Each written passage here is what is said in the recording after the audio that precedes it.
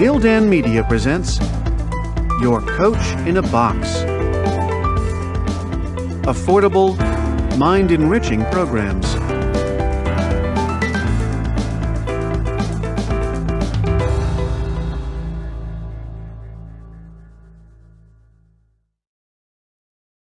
Gildan Media presents Ikigai, The Japanese Secret to a Long and Happy Life, written by Hector Garcia and Francesc Miralles, translated by Heather Cleary, read by Walter Dixon. Prologue. Ikigai, a mysterious word. This audiobook first came into being on a rainy night in Tokyo, when its authors sat down together for the first time in one of the city's tiny bars. We had each read each other's work, but had never met, thanks to the thousands of miles that separate Barcelona from the capital of Japan. Then a mutual acquaintance put us in touch, launching a friendship that led to this project and seems destined to last a lifetime.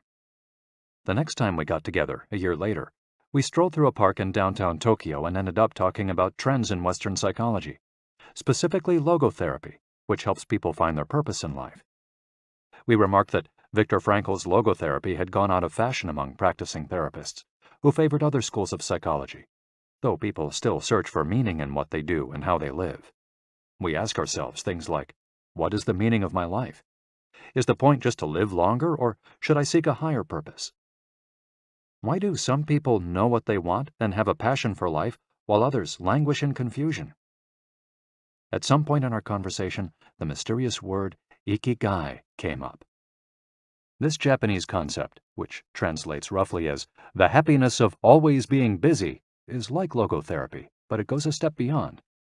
It also seems to be one way of explaining the extraordinary longevity of the Japanese, especially on the island of Okinawa, where there are 24.55 people over the age of 100 for every 100,000 inhabitants, far more than the global average.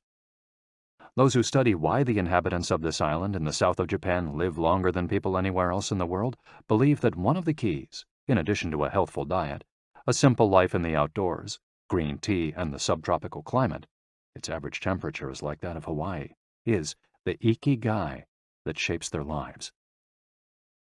While researching this concept, we discovered that not a single book in the fields of psychology or personal development is dedicated to bringing this philosophy to the West. Is Ikigai the reason there are more centenarians in Okinawa than anywhere else? How does it inspire people to stay active until the very end? What is the secret to a long and happy life? As we explored the matter further, we discovered that one place in particular, Ogimi, a rural town on the north end of the island with a population of 3,000, boasts the highest life expectancy in the world, a fact that has earned it the nickname of the Village of Longevity. Okinawa is where most of Japan's shikuwasa, a lime-like fruit that packs an extraordinary antioxidant punch, comes from. Could that be Ogimi's secret to long life? Or is it the purity of the water used to brew its moringa tea? We decided to go study the secrets of the Japanese centenarians in person. After a year of preliminary research, we arrived in the village, where residents speak an ancient dialect and practice an animist religion that features long-haired forest sprites called bunagaya, with our cameras and recording devices in hand. As soon as we arrived, we could sense the incredible friendliness of its residents, who laughed and joked incessantly amid lush green hills fed by crystalline waters. As we conducted our interviews with the eldest residents of the town, we realized that something far more powerful than just these natural resources was at work. An uncommon joy flows from its inhabitants and guides them through the long and pleasurable journey of their lives. Again, the mysterious Ikigai. But what is it exactly? How do you get it?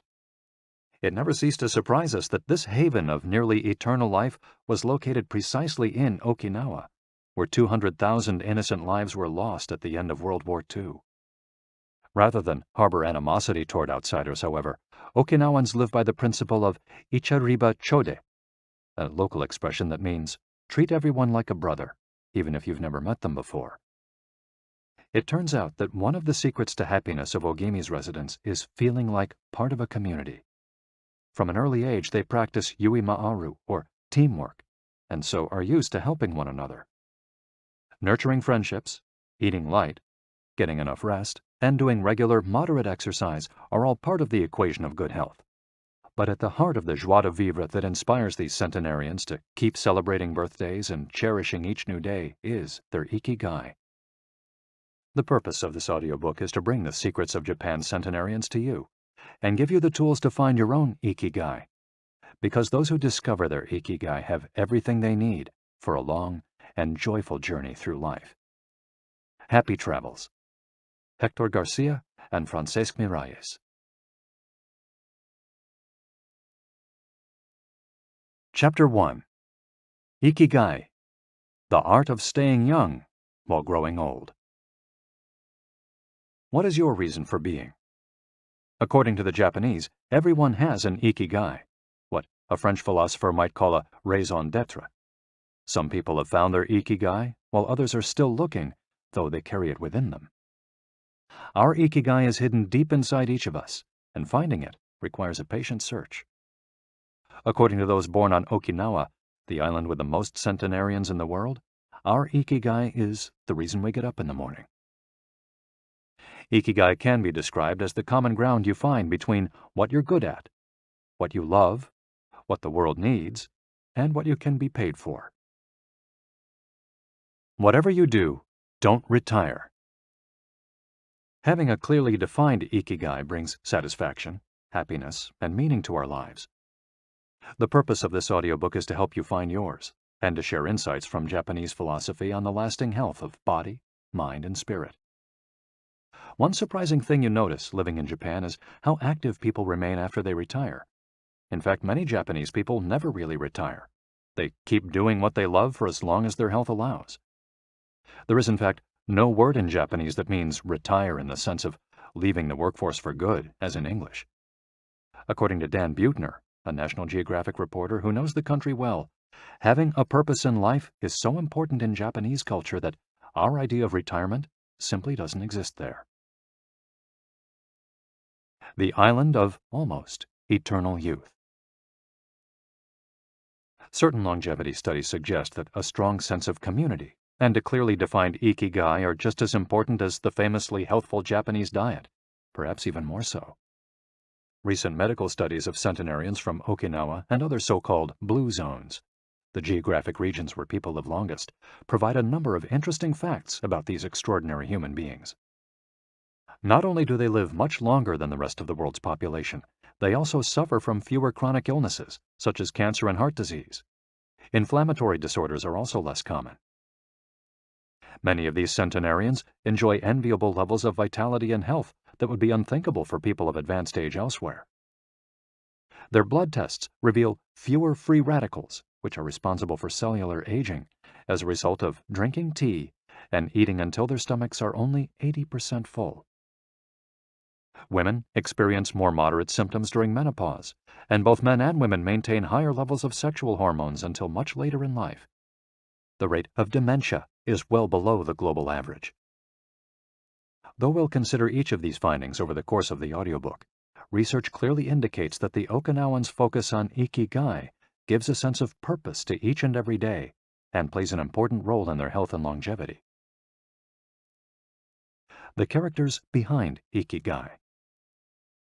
In Japanese, Ikigai is written by combining a character which means life with another which means to be worthwhile, and that can be broken down to the characters which mean armor, number one, and to be the first, to head into battle, taking initiative as a leader, and another character which means beautiful or elegant. The 5 blue zones. Okinawa holds first place among the world's blue zones. In Okinawa, women in particular live longer and have fewer diseases than anywhere else in the world. The 5 regions identified and analyzed by Dan Buettner in his book, The Blue Zones, are 1. Okinawa, Japan, especially the northern part of the island. The locals eat a diet rich in vegetables and tofu, typically served on small plates. In addition to their philosophy of Ikigai, the moai, or close-knit group of friends, plays an important role in their longevity. 2. Sardinia, Italy, specifically the provinces of Nuoro and Ogliastra. Locals on this island consume plenty of vegetables and 1 or 2 glasses of wine per day. As in Okinawa, the cohesive nature of this community is another factor directly related to longevity. 3. Loma Linda, California. Researchers studied a group of Seventh-day Adventists who are among the longest living people in the United States. 4. The Nicoya Peninsula, Costa Rica. Locals remain remarkably active after 90. Many of the region's older residents have no problem getting up at 5:30 in the morning to work in the fields. 5. Ikaria, Greece. 1 of every 3 inhabitants of this island near the coast of Turkey is over 90 years old, compared to less than 1% of the population of the United States, a fact that has earned it the nickname of the Island of Long Life. The local secret seems to be a lifestyle that dates back to 500 BC. In the following chapters, we'll examine several factors that seem to be the keys to longevity and are found across the blue zones, paying special attention to Okinawa and its so-called Village of Longevity. First, however, it's worth pointing out that 3 of these regions are islands, where resources can be scarce and communities have to help one another. For many, helping others might be an Ikigai strong enough to keep them alive. According to scientists who have studied the 5 blue zones, the keys to longevity are diet, exercise, finding a purpose in life, an Ikigai, and forming strong social ties, that is, having a broad circle of friends and good family relations. Members of these communities manage their time well in order to reduce stress, consume little meat or processed foods, and drink alcohol in moderation. They don't do strenuous exercise, but they do move every day, taking walks and working in their vegetable gardens. People in the blue zones would rather walk than drive. Gardening, which involves daily, low-intensity movement, is a practice almost all of them have in common. The 80% secret. One of the most common sayings in Japan is harahachi-bu, which is repeated before or after eating and means something like, fill your belly to 80%. Ancient wisdom advises against eating until we are full. This is why Okinawans stop eating when they feel their stomachs reach 80% of their capacity, rather than overeating and wearing down their bodies with long digestive processes that accelerate cellular oxidation. Of course, there's no way to know objectively if your stomach is at 80% capacity. The lesson to learn from this saying is that we should stop eating when we're starting to feel full. The extra side dish, the snack we eat when we know in our hearts we don't really need it, the apple pie after lunch, all these will give us pleasure in the short term, but not having them will make us happier in the long term. The way food is served is also important. By presenting their meals on many small plates, the Japanese tend to eat less. A typical meal in a restaurant in Japan is served in 5 plates on a tray, 4 of them very small, and the main dish slightly bigger. Having 5 plates in front of you makes it seem like you're going to eat a lot, but what happens most of the time is that you end up feeling slightly hungry. This is one of the reasons why Westerners in Japan typically lose weight and stay trim. Recent studies by nutritionists reveal that Okinawans consume a daily average of 1,800 to 1,900 calories, compared to 2,200 to 3,300 in the United States, and have a body mass index between 18 and 22, compared to 26 or 27 in the United States. The Okinawan diet is rich in tofu, sweet potatoes, fish 3 times per week, and vegetables, roughly 11 ounces per day. In the chapter dedicated to nutrition, we'll see which healthy, antioxidant-rich foods are included in this 80%. Moai, connected for life. It is customary in Okinawa to form close bonds within local communities. A moai is an informal group of people with common interests who look out for one another. For many, serving the community becomes part of their Ikigai. The moai has its origins in hard times, when farmers would get together to share best practices and help one another cope with meager harvests. Members of a moai make a set monthly contribution to the group. This payment allows them to participate in meetings, dinners, games of go and shogi, Japanese chess, or whatever hobby they have in common.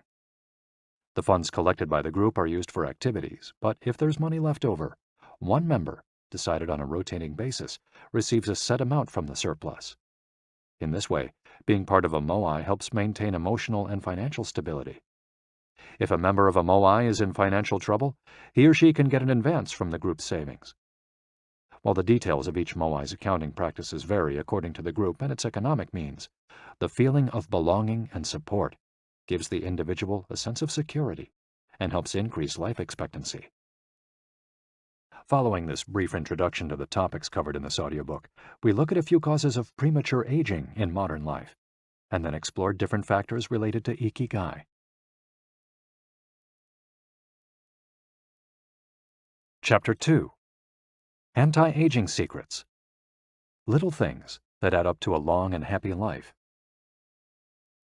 Aging's escape velocity and the rabbit. Imagine a sign far off in the future with a number on it that represents the age of your death. Every year that you live, you advance closer to the sign. When you reach the sign, you die. Now, imagine a rabbit holding the sign and walking to the future. Every year that you live, the rabbit is half a year as far away. After a while, you will reach the rabbit and die. But what if the rabbit could walk at a pace of 1 year for every year of your life? You would never be able to catch the rabbit, and therefore you would never die. The speed at which the rabbit walks to the future is our technology. The more we advance technology and knowledge of our bodies, the faster we can make the rabbit walk. Aging's escape velocity is the moment at which the rabbit walks at a pace of 1 year per year or faster, and we become immortal. Aging's escape velocity. For more than a century, we've managed to add an average of 0.3 years to our life expectancy every year. But what would happen if we had the technology to add a year of life expectancy every year? In theory, we would achieve biological immortality, having reached aging's escape velocity. Researchers with an eye to the future, such as Ray Kurzweil and Aubrey de Grey, claim that we'll reach this escape velocity in a matter of decades. Other scientists are less optimistic, predicting that we'll reach a limit, a maximum age we won't be able to surpass no matter how much technology we have. For example, some biologists assert that our cells stop regenerating after about 120 years. Active mind, youthful body. There is much wisdom in the classic saying, mens sana in corpore sano, a sound mind in a sound body. It reminds us that both mind and body are important, and that the health of one is connected to that of the other. It's been shown that maintaining an active, adaptable mind is one of the key factors in staying young. Having a youthful mind also drives you toward a healthy lifestyle that will slow the aging process. Just as a lack of physical exercise has negative effects on our bodies and mood, a lack of mental exercise is bad for us because it causes our neurons and neural connections to deteriorate, and as a result, reduces our ability to react to our surroundings. This is why it's so important to give your brain a workout. One pioneer in advocating for mental exercise is the Israeli neuroscientist Shlomo Bresnitz, who argues that the brain needs a lot of stimulation in order to stay in shape. As he stated in an interview with Edward Punset for the Spanish television program Redis, there is a tension between what is good for someone and what they want to do. This is because people, especially older people, like to do things as they've always done them. The problem is that when the brain develops ingrained habits, it doesn't need to think anymore. Things get done quickly and efficiently on automatic pilot, often in a very advantageous way. This creates a tendency to stick to routines, and the only way of breaking these is to confront the brain with new information. Presented with new information, the brain creates new connections and is revitalized. This is why it's so important to expose yourself to change, even if stepping outside your comfort zone means feeling a bit of anxiety. The effects of mental training have been scientifically demonstrated. According to Collins Hemingway and Shlomo Bresnitz in their book Maximum Brain Power, Challenging the Brain for Health and Wisdom, mental training is beneficial on many levels.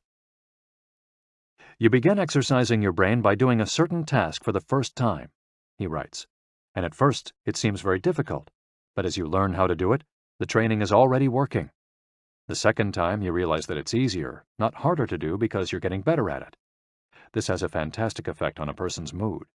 In and of itself, it's a transformation that affects not only the results obtained, but also his or her self-image. This description of a mental workout might sound a bit formal, but simply interacting with others, playing a game, for example, offers new stimuli and helps prevent the depression that can come with solitude. Our neurons start to age while we're still in our 20s.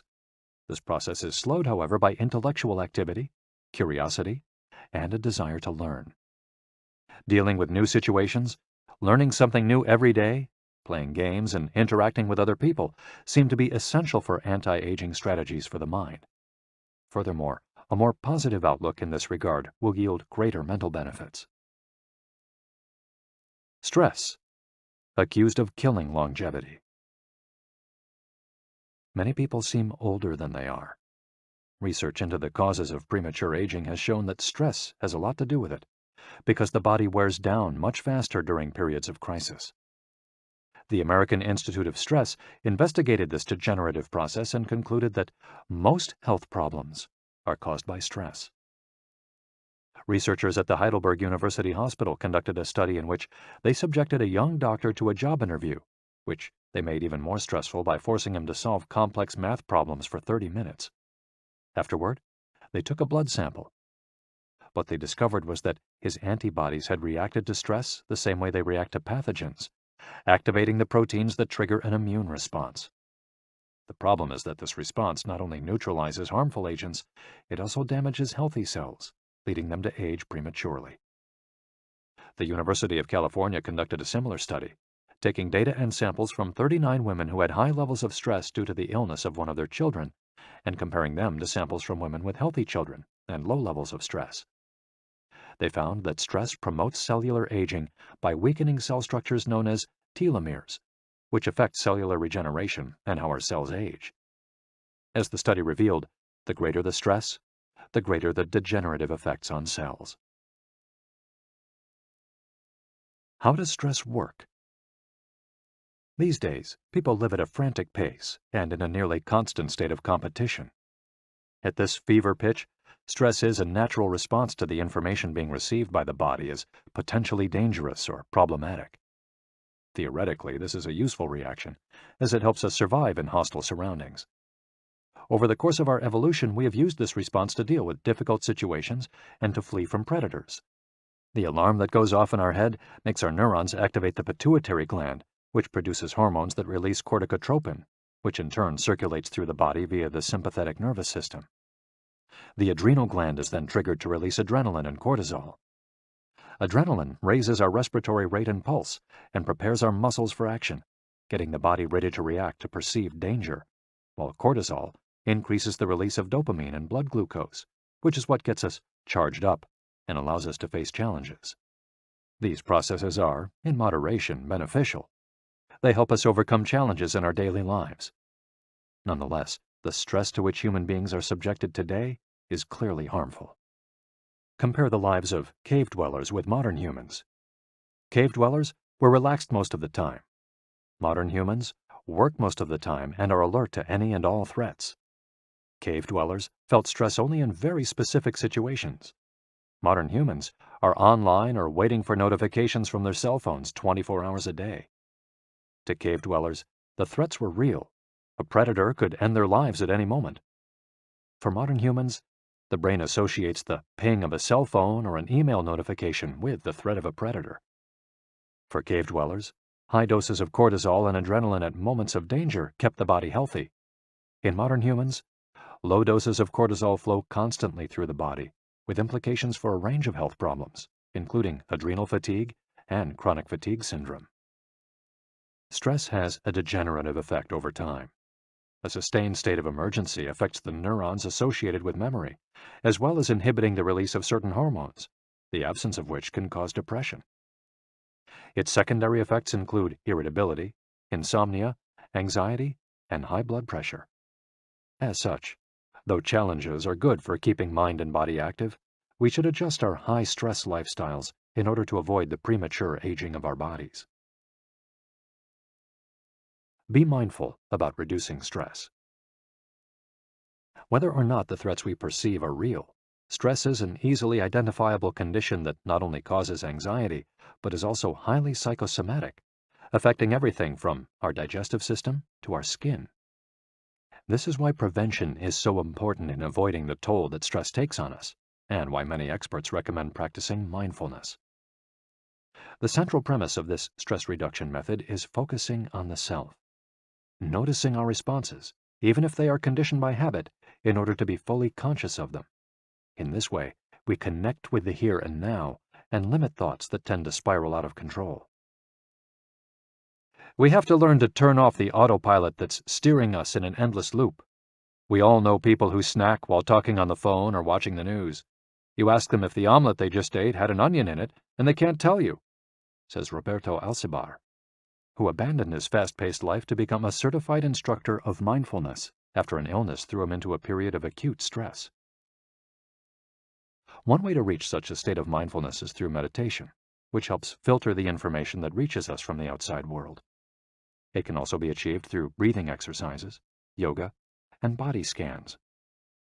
Achieving mindfulness involves a gradual process of training, but with a bit of practice, we can learn to focus our mind completely, which reduces stress and helps us live longer.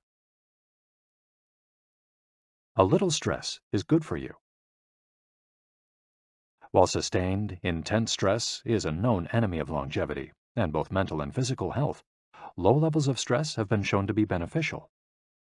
After observing a group of test subjects for more than 20 years, Dr. Howard S. Friedman, a psychology professor at the University of California, Riverside, discovered that people who maintained a low level of stress, who faced challenges and put their heart and soul into their work in order to succeed, lived longer than those who chose a more relaxed lifestyle and retired earlier.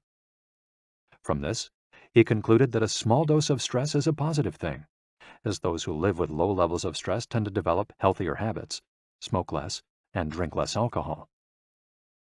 Given this, it's not surprising that many of the supercentenarians, people who live to be 110 or more, whom you'll meet in this audiobook, talk about having lived intense lives and working well into old age. A lot of sitting will age you. In the Western world in particular, the rise in sedentary behavior has led to numerous diseases, such as hypertension and obesity, which in turn affect longevity. Spending too much time seated at work or at home not only reduces muscular and respiratory fitness, but also increases appetite and curbs the desire to participate in activities. Being sedentary can lead to hypertension, imbalanced eating, cardiovascular disease, osteoporosis, and even certain kinds of cancer. Recent studies have shown a connection between a lack of physical activity and the progressive distortion of telomeres in the immune system, which ages those cells and, in turn, the organism as a whole. This is a problem at all life stages, not only among adults. Sedentary children suffer from high rates of obesity and all its associated health issues and risks, which is why it's so important to develop a healthy and active lifestyle at an early age. It's easy to be less sedentary. It just takes a bit of effort and a few changes to your routine. We can access a more active lifestyle that makes us feel better inside and out. We just have to add a few ingredients to our everyday habits. Walk to work, or just go on a walk, for at least 20 minutes each day. Use your feet instead of an elevator or escalator. This is good for your posture, your muscles, and your respiratory system, among other things. Participate in social or leisure activities, so that you don't spend too much time in front of the television. Replace your junk food with fruit, and you'll have less of an urge to snack and more nutrients in your system.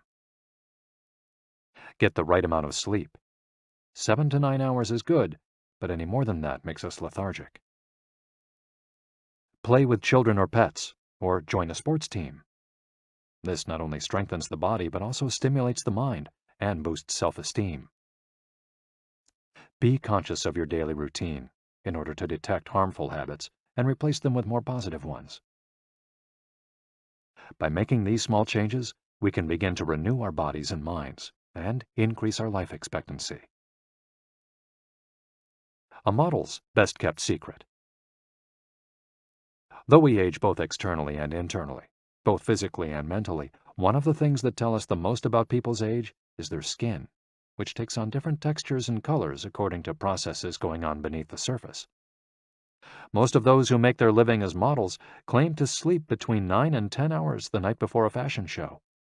This gives their skin a taut, wrinkle-free appearance and a healthy, radiant glow. Science has shown that sleep is a key anti-aging tool because when we sleep, we generate melatonin, a hormone that occurs naturally in our bodies. The pineal gland produces it from the neurotransmitter serotonin, according to our diurnal and nocturnal rhythms, and it plays a role in our sleep and waking cycles.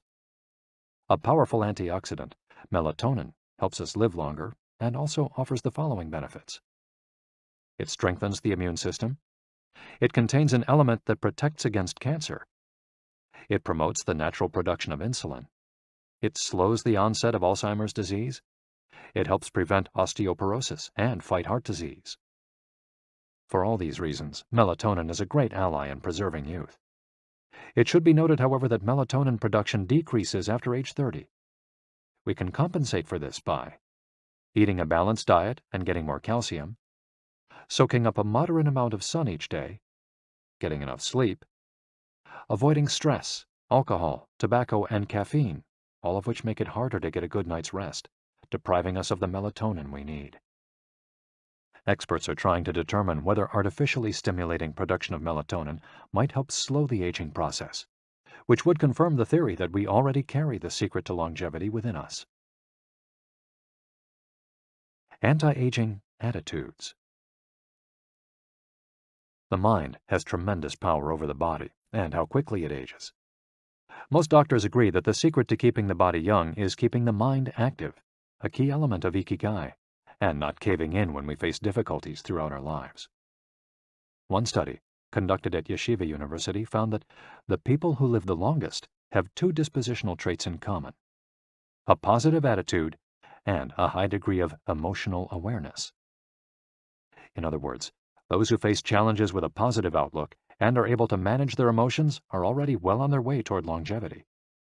A stoic attitude, serenity in the face of a setback, can also help keep you young, as it lowers anxiety and stress levels and stabilizes behavior. This can be seen in the greater life expectancies of certain cultures with unhurried, deliberate lifestyles. Many centenarians and supercentenarians have similar profiles. They've had full lives that were difficult at times, but they knew how to approach these challenges with a positive attitude and not be overwhelmed by the obstacles they faced. Alexander Imich, who in 2014 became the world's oldest living man at age 111, knew he had good genes, but understood that other factors contributed too. "The life you live is equally or more important for longevity," he said in an interview with Reuters after being added to Guinness World Records in 2014. An Ode to Longevity. During our stay in Ogimi, the village that holds the Guinness record for longevity, a woman who was about to turn 100 years old sang the following song for us in a mixture of Japanese and the local dialect. "To keep healthy and have a long life, eat just a little of everything with relish. Go to bed early, get up early, and then go out for a walk. We live each day with serenity, and we enjoy the journey. To keep healthy and have a long life, we get on well with all our friends. Spring, summer, fall, winter, we happily enjoy all the seasons. The secret is not to get distracted by how old the fingers are, from the fingers to the head and back once again. If you keep moving with your fingers working, 100 years will come to you." We can now use our fingers to play the next chapter, where we'll look at the close relationship between longevity and discovering our life's mission. Chapter 3. From Logotherapy to Ikigai. How to live longer and better by finding your purpose. What is logotherapy?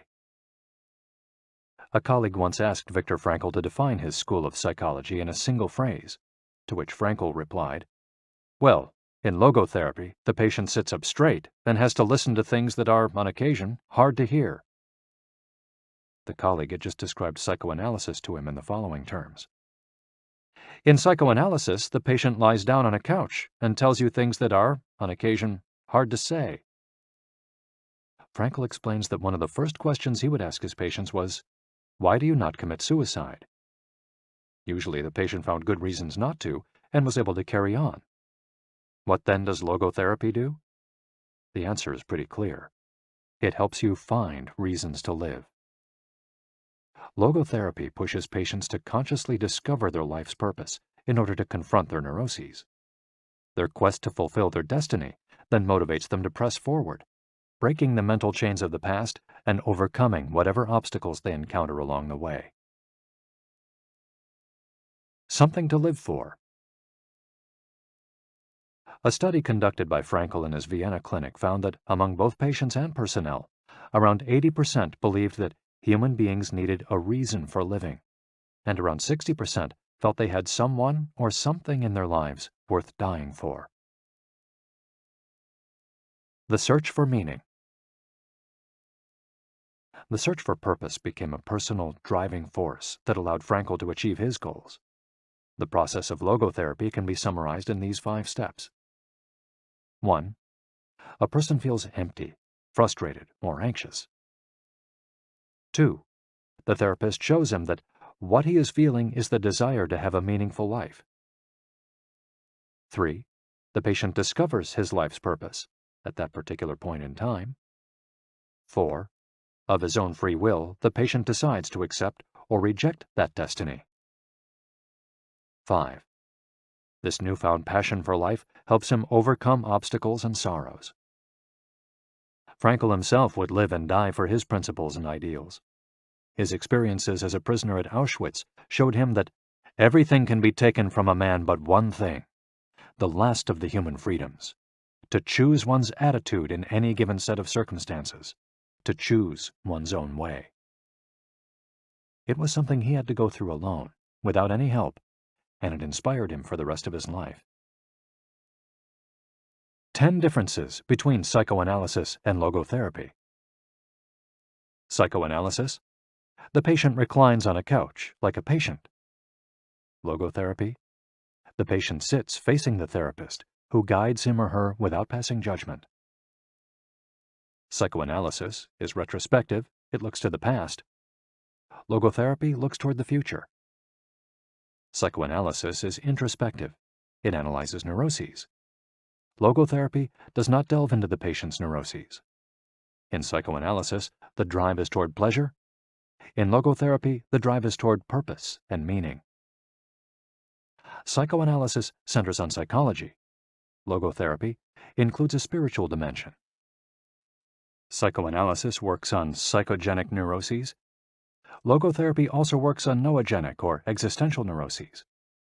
Psychoanalysis analyzes the unconscious origin of conflicts, instinctual dimension. Logotherapy deals with conflicts when and where they arise, spiritual dimension. Psychoanalysis limits itself to the patient's instincts. Logotherapy also deals with spiritual realities. Psychoanalysis is fundamentally incompatible with faith. Logotherapy is compatible with faith. Psychoanalysis seeks to reconcile conflicts and satisfy impulses and instincts. Logotherapy seeks to help the patient find meaning in his life and satisfy his moral principles. Fight for yourself. Existential frustration arises when our life is without purpose or when that purpose is skewed. In Frankl's view, however, there's no need to see this frustration as an anomaly or a symptom of neurosis. Instead, it can be a positive thing, a catalyst for change. Logotherapy does not see this frustration as mental illness, the way other forms of therapy do, but rather as spiritual anguish, a natural and beneficial phenomenon that drives those who suffer from it to seek a cure, whether on their own or with the help of others, and in so doing, find greater satisfaction in life. It helps them change their own destiny. Logotherapy enters the picture if a person needs help doing this, if he needs guidance in discovering his life's purpose, and later in overcoming conflict so he can keep moving towards his objective. In Man's Search for Meaning, Frankl cites one of Nietzsche's famous aphorisms: "He who has a why to live can bear with almost any how." Based on his own experience, Frankl believed that our health depends on that natural tension that comes from comparing what we've accomplished so far with what we'd like to achieve in the future. What we need, then, is not a peaceful existence, but a challenge we can strive to meet by applying all the skills at our disposal. Existential crisis, on the other hand, is typical of modern societies in which people do what they're told to do or what others do, rather than what they want to do. They often try to fill the gap between what is expected of them and what they want for themselves with economic power or physical pleasure, or by numbing their senses. It can even lead to suicide. Sunday neurosis, for example, is what happens when, without the obligations and commitments of the work week, the individual realizes how empty he is inside. He has to find a solution. Above all, he has to find his purpose, his reason for getting out of bed, his Ikigai. I feel empty inside. In a study conducted at the Vienna Polyclinic Hospital, Frankel's team found that 55% of the patients they interviewed were experiencing some degree of existential crisis. According to logotherapy, discovering one's purpose in life helps an individual fill that existential void. Frankel, a man who faced his problems and turned his objectives into actions, could look back on his life in peace as he grew old. He did not have to envy those still enjoying their youth, because he had amassed a broad set of experiences that showed he had lived for something. Better living through logotherapy. A few key ideas. We don't create the meaning of our life, as Sartre claimed. We discover it. We each have a unique reason for being, which can be adjusted or transformed many times over the years. Just as worry often brings about precisely the thing that was feared, excessive attention to a desire, or hyperintention, can keep that desire from being fulfilled. Humor can help break negative cycles and reduce anxiety. We all have the capacity to do noble or terrible things. The side of the equation we end up on depends on our decisions, not on the condition in which we find ourselves.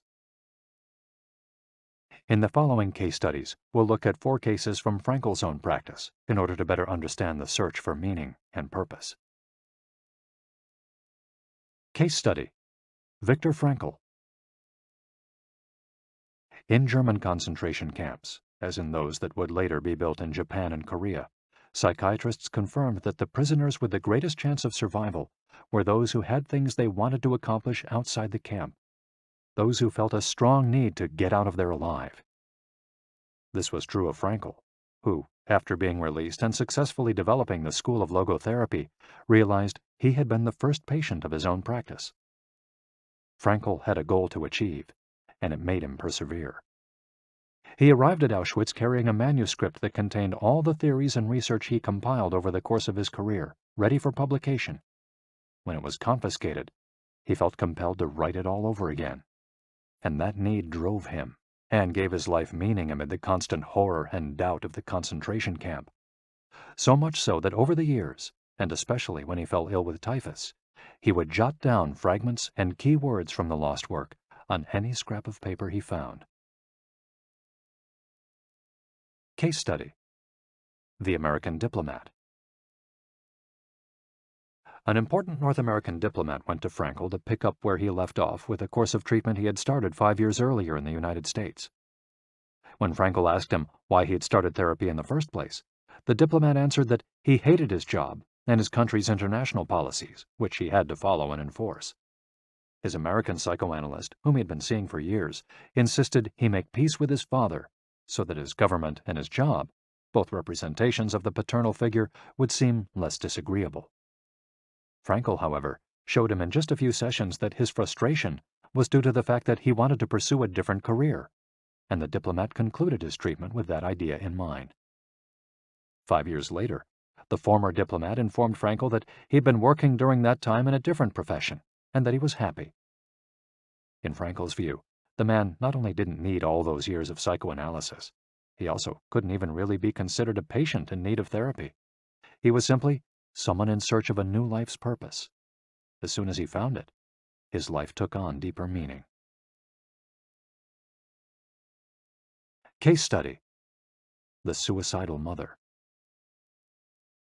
The mother of a boy who had died at age 11 was admitted to Frankl's clinic after she tried to kill herself and her other son. It was this other son, paralyzed since birth, who kept her from carrying out her plan. He did believe his life had a purpose, and if his mother killed them both, it would keep him from achieving his goals. The woman shared her story in a group session. To help her, Frankel asked another woman to imagine a hypothetical situation in which she lay on her deathbed, old and wealthy, but childless. The woman insisted that, in that case, she would have felt her life had been a failure. When the suicidal mother was asked to perform the same exercise, imagining herself on her deathbed, she looked back and realized that she had done everything in her power for her children, for both of them. She had given her paralyzed son a good life, and he had turned into a kind, reasonably happy person.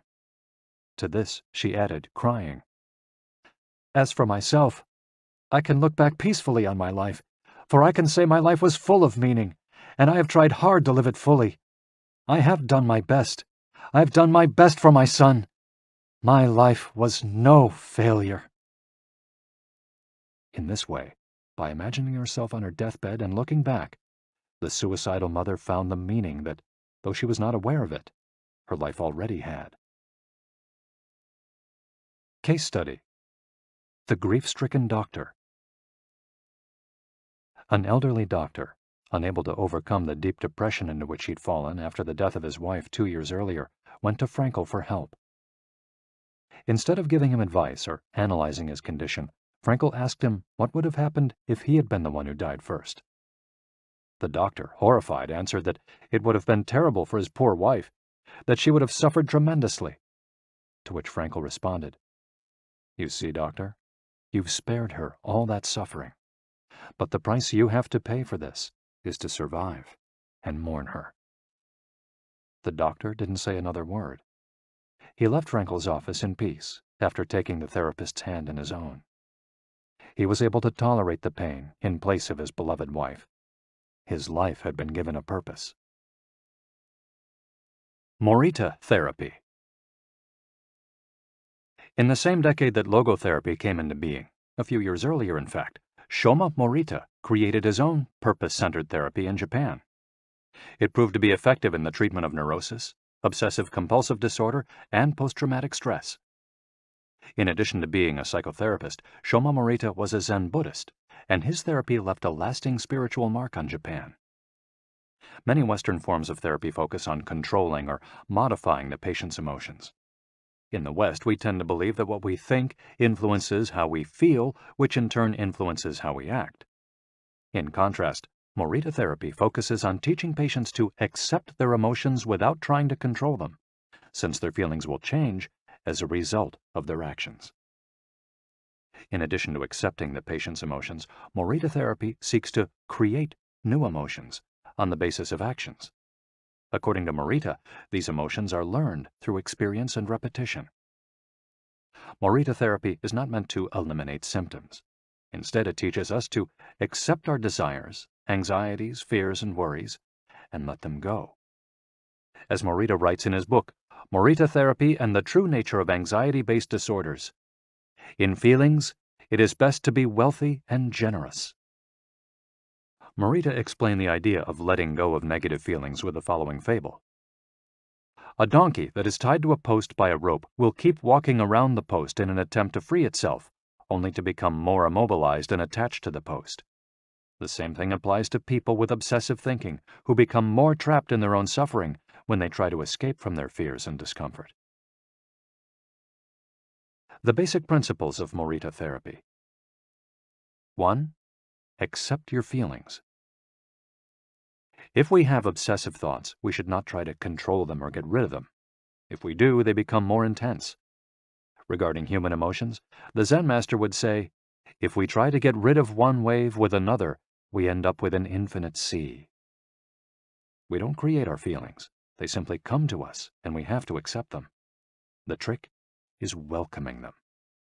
Morita likened emotions to the weather. We can't predict or control them. We can only observe them. To this point, he often quoted the Vietnamese monk Thich Nhat Hanh, who would say, "Hello, solitude. How are you today? Come, sit with me, and I will care for you." 2. Do what you should be doing. We shouldn't focus on eliminating symptoms, because recovery will come on its own. We should focus instead on the present moment, and if we're suffering, on accepting that suffering. Above all, we should avoid intellectualizing the situation. The therapist's mission is to develop the patient's character so he or she can face any situation, and character is grounded in the things we do. Morita therapy does not offer its patients explanations, but rather allows them to learn from their actions and activities. It doesn't tell you how to meditate or how to keep a diary the way Western therapies do. It's up to the patient to make discoveries through experience. 3. Discover your life's purpose. We can't control our emotions, but we can take charge of our actions every day. This is why we should have a clear sense of our purpose and always keep Morita's mantra in mind. What do we need to be doing right now? What action should we be taking? The key to achieving this is having dared to look inside yourself to find your Ikigai. The 4 phases of Morita therapy. Morita's original treatment, which lasts 15 to 21 days, consists of the following stages. 1. Isolation and rest, 5 to 7 days. During the first week of treatment, the patient rests in a room without any external stimuli. No television, books, family, friends, or speaking. All the patient has is his thoughts. He lies down for most of the day and is visited regularly by the therapist, who tries to avoid interacting with him as much as possible. The therapist simply advises the patient to continue observing the rise and fall of his emotions as he lies there. When the patient gets bored and wants to start doing things again, he's ready to move on to the next stage of therapy. 2. Light occupational therapy, 5 to 7 days. In this stage, the patient performs repetitive tasks in silence. One of these is keeping a diary about his thoughts and feelings. The patient goes outside after a week of being shut in, takes walks in nature, and does breathing exercises. He also starts doing simple activities such as gardening, drawing, or painting. During this stage, the patient is still not allowed to talk to anyone except the therapist. 3. Occupational therapy, 5 to 7 days. In this stage, the patient performs tasks that require physical movement. Dr. Morita liked to take his patients to the mountains to chop wood. In addition to physical tasks, the patient is also immersed in other activities such as writing, painting, or making ceramics. The patient can speak with others at this stage, but only about the tasks at hand. 4. The return to social life and the real world. The patient leaves the hospital and is reintroduced to social life, but maintains the practices of meditation and occupational therapy developed during treatment. The idea is to re-enter society as a new person, with a sense of purpose, and without being controlled by social or emotional pressures. Nikon meditation. Morita was a great Zen master of Nikon introspective meditation. Much of his therapy draws on his knowledge and mastery of this school, which centers on 3 questions the individual must ask him or herself. 1. What have I received from person X? 2. What have I given to person X? 3. What problems have I caused person X? Through these reflections, we stop identifying others as the cause of our problems and deepen our own sense of responsibility. As Morita said, if you are angry and want to fight, think about it for 3 days before coming to blows. After 3 days, the intense desire to fight will pass on its own. And now, Ikigai. Logotherapy and Morita therapy are both grounded in a personal, unique experience that you can access without therapists or spiritual retreats. The mission of finding your Ikigai, your existential fuel. Once you find it, it's only a matter of having the courage and making the effort to stay on the right path. In the following chapters, we'll take a look at the basic tools you'll need to get moving along that path. Finding flow in the tasks you've chosen to do, eating in a balanced and mindful way, doing low-intensity exercise, and learning not to give in when difficulties arise. In order to do this, you have to accept that the world, like the people who live in it, is imperfect. but that it's still full of opportunities for growth and achievement. Are you ready to throw yourself into your passion as if it were the most important thing in the world? Chapter 4. Find flow in everything you do. How to turn work and free time into spaces for growth. We are what we repeatedly do. Excellence, then, is not an act, but a habit. Aristotle. Going with the flow. Imagine you're skiing down one of your favorite slopes. Powdery snow flies up on both sides of you like white sand. Conditions are perfect. You are entirely focused on skiing as well as you can. You know exactly how to move at each moment. There is no future, no past. There is only the present. You feel the snow, your skis, your body, and your consciousness united as a single entity.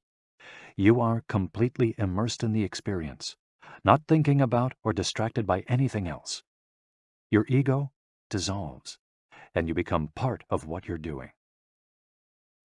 This is the kind of experience Bruce Lee described with his famous, "Be water, my friend." We've all felt our sense of time vanish when we lose ourselves in an activity we enjoy. We start cooking, and before we know it, several hours have passed. We spend an afternoon with a book and forget about the world going by until we notice the sunset and realize we haven't eaten dinner. We go surfing and don't realize how many hours we've spent in the water until the next day when our muscles ache. The opposite can also happen. When we have to complete a task we don't want to do, every minute feels like a lifetime, and we can't stop looking at our watch. As the quip attributed to Einstein goes, "Put your hand on a hot stove for a minute, and it seems like an hour. Sit with a pretty girl for an hour, and it seems like a minute." That is relativity. The funny thing is that someone else might really enjoy the same task, but we want to finish as quickly as possible. What makes us enjoy doing something so much that we forget about whatever worries we might have while we do it? When are we happiest? These questions can help us discover our Ikigai. The power of flow. These questions are also at the heart of psychologist Mihai Csikszentmihalyi's research into the experience of being completely immersed in what we're doing. Csikszentmihalyi called this state flow and described it as the pleasure, delight, creativity, and process when we are completely immersed in life. There is no magic recipe for finding happiness, for living according to your Ikigai, but one key ingredient is the ability to reach this state of flow, and, through this state, have an optimal experience. In order to achieve this optimal experience, we have to focus on increasing the time we spend on activities that bring us to this state of flow, rather than allowing ourselves to get caught up in activities that offer immediate pleasure, like eating too much, abusing drugs or alcohol, or stuffing ourselves with chocolate in front of the TV. As Csikszentmihalyi asserts in his book, Flow, The Psychology of Optimal Experience, flow is the state in which people are so involved in an activity that nothing else seems to matter. The experience itself is so enjoyable that people will do it, even at great cost, for the sheer sake of doing it. It's not only creative professionals who require the high doses of concentration that promote flow. Most athletes, chess players, and engineers also spend much of their time on activities that bring them to this state.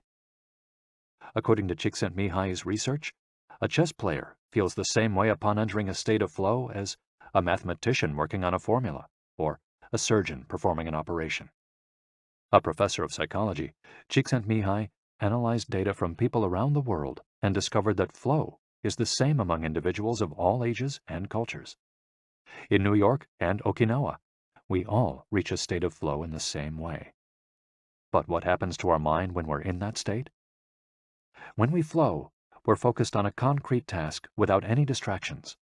Our mind is in order. The opposite occurs when we try to do something while our mind is on other things. The 7 conditions for achieving flow. According to researcher Owen Schaffer of DePaul University, the requirements for achieving flow are 1. Knowing what to do. 2. Knowing how to do it. 3. Knowing how well you're doing. 4. Knowing where to go, where navigation is involved. 5. Perceiving significant challenges. 6. Perceiving significant skills. 7. Being free from distractions. If you often find yourself losing focus while working on something you consider important, there are several strategies you can employ to increase your chances of achieving.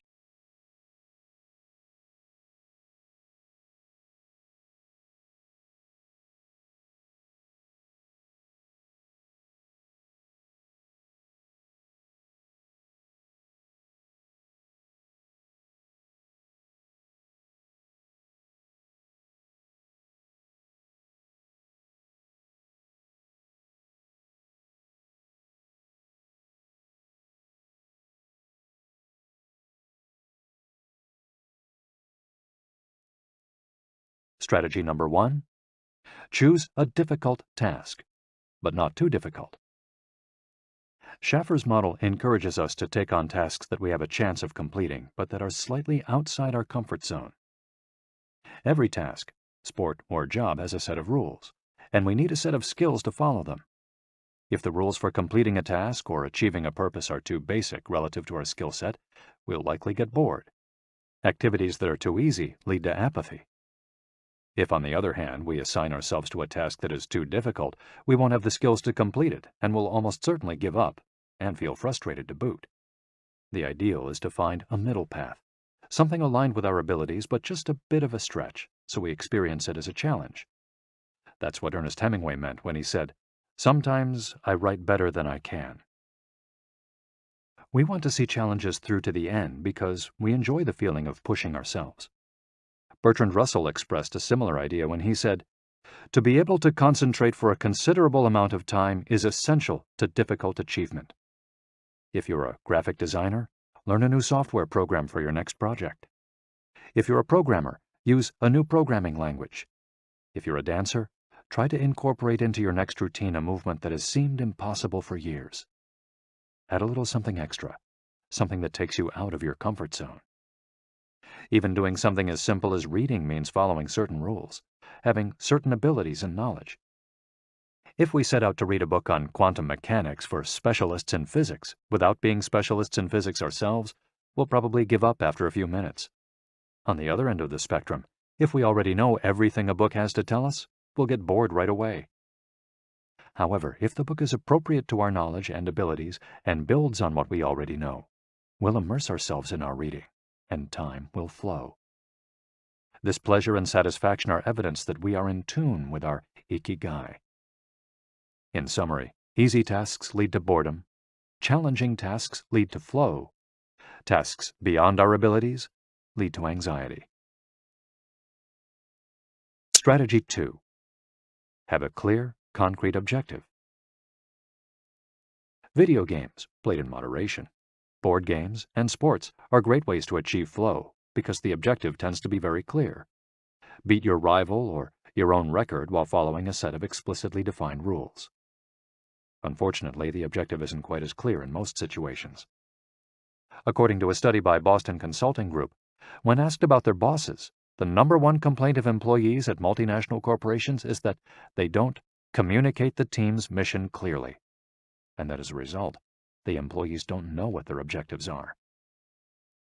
What often happens, especially in big companies, is that the executives get lost in the details of obsessive planning, creating strategies to hide the fact that they don't have a clear objective. It's like heading out to sea with a map, but no destination. It's much more important to have a compass pointing to a concrete objective than to have a map. Joy Ito, director of the MIT Media Lab, encourages us to use the principle of compass over maps as a tool to navigate our world of uncertainty. In the book Whiplash, How to Survive Our Faster Future, he and Jeff Howe write, "In an increasingly unpredictable world moving ever more quickly, a detailed map may lead you deep into the woods at an unnecessarily high cost. A good compass, though, will always take you where you need to go. It doesn't mean that you should start your journey without any idea where you're going. What it does mean is understanding that while the path to your goal may not be straight, you'll finish faster and more efficiently than you would have if you had trudged along a pre-planned route."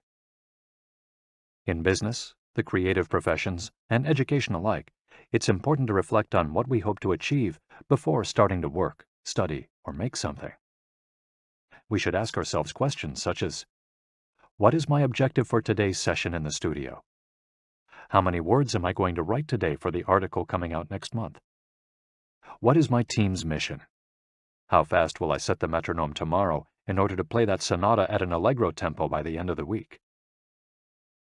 Having a clear objective is important in achieving flow, but we also have to know how to leave it behind when we get down to business. Once the journey has begun, we should keep this objective in mind without obsessing over it. When Olympic athletes compete for a gold medal, they can't stop to think how pretty the medal is. They have to be present in the moment. They have to flow. If they lose focus for a second, thinking how proud they'll be to show the medal to their parents, they'll almost certainly commit an error at a critical moment and will not win the competition. One common example of this is writer's block. Imagine that a writer has to finish a novel in 3 months. The objective is clear. The problem is that the writer can't stop obsessing over it. Every day she wakes up thinking, I have to write that novel. And every day she sets about reading the newspaper and cleaning the house. Every evening she feels frustrated and promises she'll get to work the next day. Days, weeks, and months pass, and the writer still hasn't gotten anything down on the page, when all it would have taken was to sit down and get that first word out, then the second, to flow with the project, expressing her Ikigai. As soon as you take these first small steps, your anxiety will disappear and you'll achieve a pleasant flow in the activity you're doing. Getting back to Albert Einstein, a happy man is too satisfied with the present to dwell on the future. To summarize, a vague objective leads to confusion, time and energy wasted on meaningless tasks, and mental block. A clearly defined objective and a focus on process leads to flow. And obsessive desire to achieve a goal while ignoring process leads to a fixation on the objective rather than on getting down to business, and mental block. Strategy 3. Concentrate on a single task. This is perhaps one of the greatest obstacles we face today, with so much technology and so many distractions. We're listening to a video on YouTube while writing an email when suddenly a chat prompt pops up and we answer it. Then our smartphone vibrates in our pocket. Just as soon as we respond to that message, we're back at our computer logging onto Facebook. Pretty soon, 30 minutes have passed, and we've forgotten what the email we were writing was supposed to be about. This also happens sometimes when we put on a movie with dinner and don't realize how delicious the salmon was until we're taking the last bite. We often think that combining tasks will save us time, but scientific evidence shows that it has the opposite effect. Even those who claim to be good at multitasking are not very productive. In fact, they are some of the least productive people. Our brains can take in millions of bits of information, but we can only actually process a few dozen per second. When we say we're multitasking, what we're really doing is switching back and forth between tasks very quickly. Unfortunately, we're not computers adept at parallel processing. We end up spending all our energy alternating between tasks instead of focusing on doing one of them well. Concentrating on one thing at a time may be the single most important factor in achieving flow. According to Csikszentmihalyi, in order to focus on a task, we need 1. To be in a distraction-free environment, and 2. To have control over what we're doing at every moment. Technology is great if we're in control of it. It's not so great if it takes control of us. For example, if you have to write a research paper, you might sit down at your computer and use Google to look up the information you need. However, if you're not very disciplined, you might end up surfing the web instead of writing that paper. In that case, Google and the Internet will have taken over, pulling you out of your state of flow. It has been scientifically shown that if we continually ask our brains to switch back and forth between tasks, we waste time, make more mistakes, and remember less of what we've done. Several studies conducted at Stanford University by Clifford Ivar Nass describe our generation as suffering from an epidemic of multitasking. One such study analyzed the behavior of hundreds of students, dividing them into groups based on the number of things they tended to do at once. The students who were the most addicted to multitasking typically alternated among more than 4 tasks. For example, taking notes while reading a textbook, listening to a podcast, answering messages on their smartphone, and sometimes checking their Twitter timeline. Each group of students was shown a screen with several red and several blue arrows. The objective of the exercise was to count the red arrows. At first, all the students answered correctly right away, without much trouble. As the number of blue arrows increased, the number of red arrows stayed the same, only their position changed, however. The students accustomed to multitasking had serious trouble counting the red arrows in the time allotted, or as quickly as the students who did not habitually multitask, for one very simple reason. They got distracted by the blue arrows. Their brains were trained to pay attention to every stimulus, regardless of its importance, while the brains of other students were trained to focus on a single task, in this case, counting the red arrows and ignoring the blue ones. Other studies indicate that working on several things at once lowers our productivity by at least 60% and our IQ by more than 10 points. One study funded by the Swedish Council for Working Life and Social Research found that a sample group of more than 4,000 young adults between the ages of 20 and 24 who were addicted to their smartphones got less sleep, felt less connected to their community at school, and were more likely to show signs of depression. In summary, concentrating on a single task makes achieving flow more likely, increases productivity, increases our power of retention, makes us less likely to make mistakes, helps us feel calm and in control of the task at hand, causes us to become more considerate as we pay full attention to those around us, and increases creativity. Multitasking makes achieving flow impossible, decreases productivity by 60%, though it doesn't seem to, makes it harder to remember things, makes us more likely to make mistakes, makes us feel stressed by the sensation that we're losing control, that our tasks are controlling us, causes us to hurt those around us through our addiction to stimuli, always checking our phones, always on social media, and reduces creativity. What can we do to avoid falling victim to this flow-impeding epidemic? How can we train our brains to focus on a single task? Here are a few ideas for creating a space and time free of distractions to increase our chances of reaching a state of flow, and thereby getting in touch with our Ikigai. Don't look at any kind of screen for the first hour you're awake and the last hour before you go to sleep. Turn off your phone before you achieve flow. There is nothing more important than the task you've chosen to do during this time. If this seems too extreme, enable the Do Not Disturb function, so only the people closest to you contact you in case of emergency. Designate one day of the week, perhaps a Saturday or Sunday, a day of technical fasting, making exceptions for e-readers without Wi-Fi or MP3 players. Go to a cafe that doesn't have Wi-Fi. Read and respond to email only once or twice per day. Define those times clearly and stick to them. Try the Pomodoro technique. Get yourself a kitchen timer. Some are made to look like a pomodoro or a tomato, and commit to working on a single task as long as it's running. The Pomodoro technique recommends 25 minutes of work and 5 minutes of rest for each cycle, but you can also do 50 minutes of work and 10 minutes of rest. Find the pace that's best for you. The most important thing is to be disciplined in completing each cycle. Start your work session with a ritual you enjoy, and end it with a reward. Train your mind to return to the present when you find yourself getting distracted. Practice mindfulness or another form of meditation. Go for a walk or a swim, whatever will help you get centered again. Work in a space where you will not be distracted.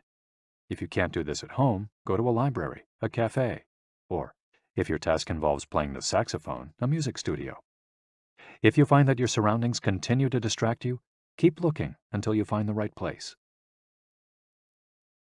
Divide each activity into groups of related tasks and assign each group its own place and time.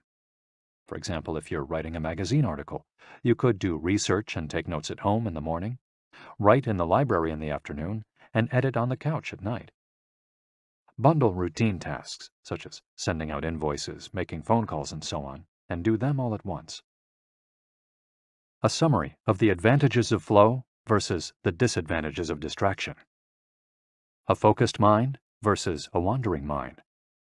Living in the present versus thinking about the past and the future. Being free from worry versus having concerns about our daily life and the people around us invading our thoughts. having the hours fly by versus having every minute seem endless. With flow, we feel in control. With distraction, we lose control and fail to complete the task at hand, or other tasks or people keep us from our work. With flow, we prepare thoroughly. With distraction, we act without being prepared. With flow, we know what we should be doing at any given moment. When distracted, we frequently get stuck and don't know how to proceed. With flow, our mind is clear and overcomes all obstacles to the flow of thought. With distraction, we're plagued by doubts, concerns, and low self-esteem. With flow, it's pleasant. With distraction, it's boring and exhausting. And with flow, our ego fades. We're not the ones controlling the activity or task we're doing. The task is leading us. And with distraction, constant self-criticism. Our ego is present, and we feel frustrated. Flow in Japan. Takumis, engineers, geniuses, and otakus. What do takumis, artisans, engineers, inventors, and otakus, fans of anime and manga, have in common? They all understand the importance of flowing with their Ikigai at all times. One widespread stereotype about people in Japan is that they're exceptionally dedicated and hard-working, even though some Japanese people say they look like they're working harder than they really are. There is no doubt, though, about their ability to be completely absorbed in a task, or about their perseverance when there's a problem to be solved. One of the first words one learns when starting Japanese lessons is ganbaru, which means to persevere, or to stay firm by doing one's best. Japanese people often apply themselves to even the most basic tasks with an intensity that borders on obsession. We see this in all kinds of contexts, from the retirees taking meticulous care of their rice fields in the mountains of Nagano to the college students working the weekend shift in convenience stores known as konbinis. If you go to Japan, you'll experience this attention to detail firsthand in almost every transaction. Walk into one of the stores that sell handcrafted objects in Naha, Kanazawa, or Kyoto, and you'll also discover that Japan is a treasure trove of traditional craftwork. The people of Japan have a unique talent for creating new technologies while preserving artisanal traditions and techniques. The art of the takumi. Toyota employs artisans who are able to make a certain type of screw by hand. These takumi, or experts in a particular manual skill, are extremely important at Toyota, and they are hard to replace. Some of them are the only people who know how to perform their exact skill, and it doesn't seem as though a new generation is going to take up the mantle. Turntable needles are another example. They're produced almost exclusively in Japan, where you can find the last remaining people who know how to use the machinery required to make these precision needles, and who are trying to pass on their knowledge to their descendants. We met a takumi on a visit to Kumano, a small town near Hiroshima. We were there for the day, working on a photo essay for one of the most famous brands of makeup brushes in the West. The billboard welcoming visitors to Kumano shows a mascot holding a large brush. In addition to the brush factories, the town is full of little houses and vegetable gardens. Heading farther in, you can see several Shinto shrines at the base of the mountains that surround the town.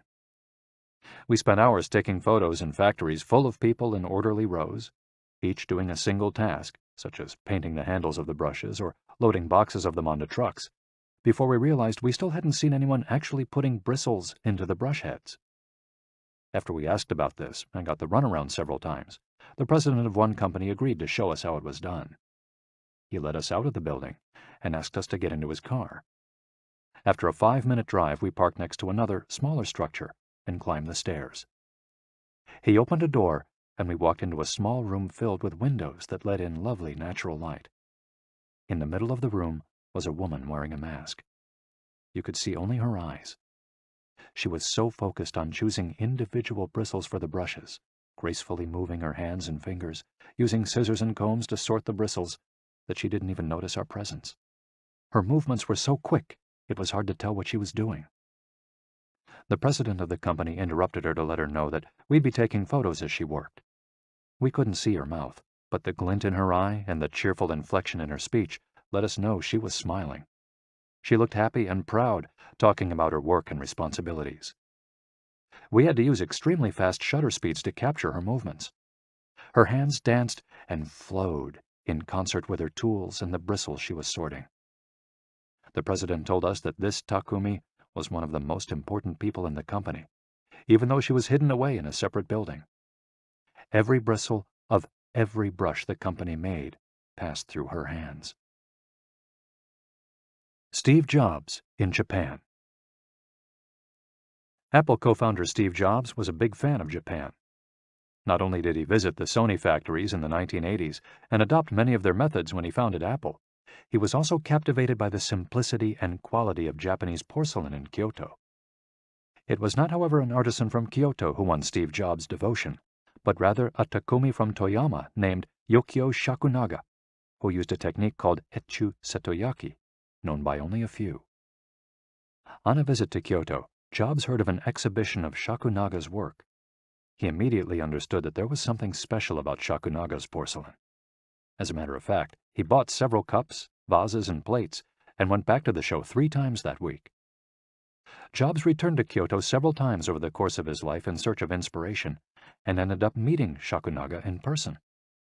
It is said that Jobs had many questions for him, almost all of them about the fabrication process and the type of porcelain he used. Shakunaga explained that he used white porcelain he extracted himself from mountains in the Toyama prefecture, making him the only artist of his ilk familiar with the fabrication process of porcelain objects from their origins in the mountains to their final form, an authentic Takumi. Jobs was so impressed that he considered going to Toyama to see the mountain where Shakunaga got his porcelain, but thought better of it when he heard that it was more than 4 hours by train from Kyoto. In an interview after Jobs' death, Shakunaga said he was very proud that his work had been appreciated by the man who created the iPhone. He added that Jobs' last purchase from him had been a set of 12 teacups. Jobs had asked for something special, a new style. To satisfy this request, Shakunaga made 150 teacups in the process of testing out new ideas. Of these, he chose the 12 best and sent them to the Jobs family. Ever since his first trip to Japan, Jobs was fascinated and inspired by the country's artisans, engineers, especially at Sony, philosophy, especially Zen, and cuisine, especially sushi. Sophisticated simplicity. What do Japanese artisans, engineers, Zen philosophy, and cuisine have in common? Simplicity and attention to detail. It is not a lazy simplicity, but a sophisticated one that searches out new frontiers, always taking the object, the body and mind, or the cuisine to the next level, according to one's Ikigai. As Csikszentmihalyi would say, the key is always having a meaningful challenge to overcome in order to maintain flow. The documentary Jiro Dreams of Sushi gives us another example of a Takumi, this time in the kitchen. Its protagonist has been making sushi every day for more than 80 years and owns a small sushi restaurant near the Ginza subway station in Tokyo. He and his son go every day to the famous Tsukiji fish market and choose the best fish to bring back to the restaurant. In the documentary, we see one of Jiro's apprentices learning to make tamago, a thin, slightly sweet omelet. No matter how hard he tries, he can't get Jiro's approval. He keeps practicing for years until he finally does. Why does the apprentice refuse to give up? Doesn't he get bored cooking eggs every day? No, because making sushi is his Ikigai too. Both Jiro and his son are culinary artists. They don't get bored when they cook. They achieve a state of flow. They enjoy themselves completely when they're in the kitchen. That is their happiness, their Ikigai. They've learned to take pleasure in their work, to lose their sense of time. Beyond the close relationship between father and son, which helps keep the challenge going each day, they also work in a quiet, peaceful environment that allows them to concentrate. Even after receiving a 3-star rating from Michelin, they never considered opening other locations or expanding the business. They serve just 10 patrons at a time at the bar of their small restaurant. Jiro's family isn't looking to make money. Instead, they value good working conditions and creating an environment in which they can flow while making the best sushi in the world. Jiro, like Yukio Shakunaga, begins his work at the source. He goes to the fish market to find the best tuna. Shakunaga goes to the mountains to find the best porcelain. when they get down to work, both become one with the object they are creating. This unity with the object that they reach in a state of flow takes on special meaning in Japan, where, according to Shintoism, forests, trees, and objects have a kami, spirit or god within them.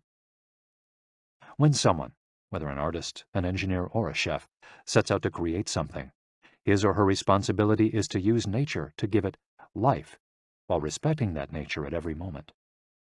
During this process, the artisan becomes one with the object and flows with it. An ironworker would say that metal has a life of its own, just as someone making ceramics would say the clay does. The Japanese are skilled at bringing nature and technology together, not man versus nature, but a union of the two. The purity of Ghibli. There are those who say that the Shinto value of being connected with nature is vanishing. One of the harshest critics of this loss is another artist with a clearly defined Ikigai, Hayao Miyazaki, the director of the animated films produced by Studio Ghibli. In nearly all his films, we see humans, technology, fantasy, and nature in a state of conflict, and in the end, coming together. One of the most poignant metaphors in his film, Spirited Away, is an obese spirit covered in trash that represents pollution of the rivers. In Miyazaki's films, forests have personalities, trees have feelings, and robots befriend birds. Considered a national treasure by the Japanese government, Miyazaki is an artist capable of becoming completely absorbed in his art. He uses a cell phone from the late 1990s, and he makes his entire team draw by hand. He directs his films by rendering on paper even the tiniest detail, achieving flow by drawing, not by using a computer.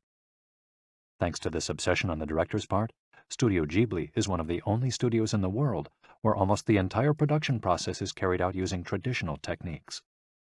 Those who have visited Studio Ghibli know that it's fairly typical on a given Sunday to see a solitary individual tucked away in a corner, hard at work. A man in simple clothes who will greet them with an "Ohayo," hello, without looking up. Miyazaki is so passionate about his work that he spends many Sundays in the studio, enjoying the state of flow, putting his Ikigai above all else. Visitors know that under no circumstances is one to bother Miyazaki, who is known for his quick temper, especially if he is interrupted while drawing. In 2013, Miyazaki announced he was going to retire. To commemorate his retirement, the television station NHK made a documentary showing him in his last days at work. He is drawing in nearly every scene of the film. In one scene, several of his colleagues are seen coming out of a meeting, and there he is, drawing in a corner, paying no attention to them. In another scene, he is shown walking to work on December 30th, a national holiday in Japan, and opening the doors of Studio Ghibli so he can spend the day there, drawing alone. Miyazaki can't stop drawing. The day after his retirement, instead of going on vacation or staying at home, he went to Studio Ghibli and sat down to draw. His colleagues put on their best poker faces, not knowing what to say. 1 year later, he announced he wouldn't make any more feature films, but that he would keep on drawing until the day he died. Can someone really retire if he's passionate about what he does? The recluses. It is not only the Japanese who have this capacity. There are artists and scientists all over the world with strong, clear ikigais. They do what they love until their dying day. The last thing Einstein wrote before closing his eyes forever was a formula that attempted to unite all the forces of the universe in a single theory.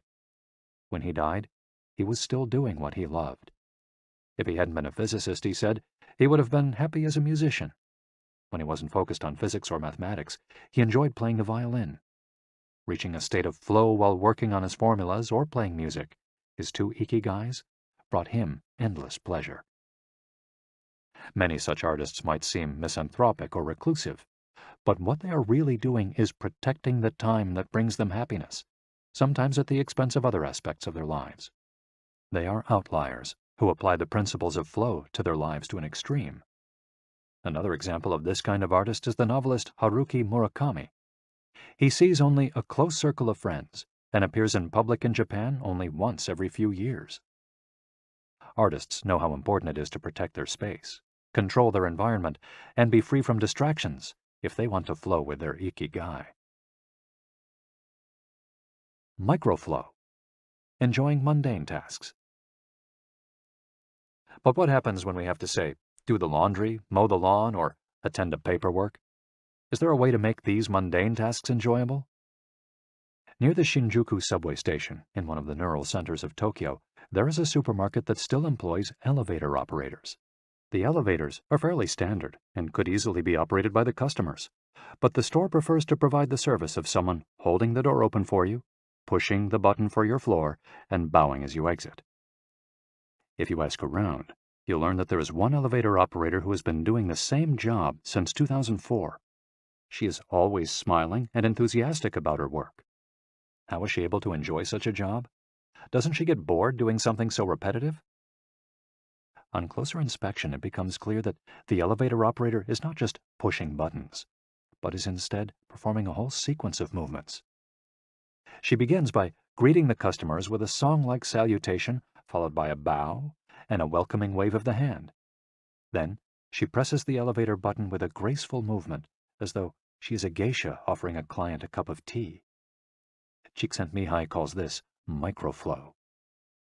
We've all been bored in a class or at a conference and started doodling to keep ourselves entertained, or whistled while painting a wall. If we're not truly being challenged, we get bored and add a layer of complexity to amuse ourselves. Our ability to turn routine tasks into moments of microflow, into something we enjoy, is key to our being happy, since we all have to do such tasks. Even Bill Gates washes the dishes every night. He says he enjoys it, that it helps him relax and clear his mind, and that he tries to do it a little better each day, following an established order or set of rules he's made for himself. Plates first, forks second, and so on. It's one of his daily moments of microflow. Richard Feynman, one of the most important physicists of all time, also took pleasure in routine tasks. W. Daniel Hillis, one of the founders of the supercomputer manufacturer Thinking Machines, hired Feynman to work on the development of a computer that could handle parallel processing when he was already world famous. He says Feynman showed up on his first day of work and said, "Okay, boss, what's my assignment?" They didn't have anything prepared, so they asked him to work on a certain mathematical problem. He immediately realized they were giving him an irrelevant task to keep him busy and said, "That sounds like a bunch of baloney. Give me something real to do."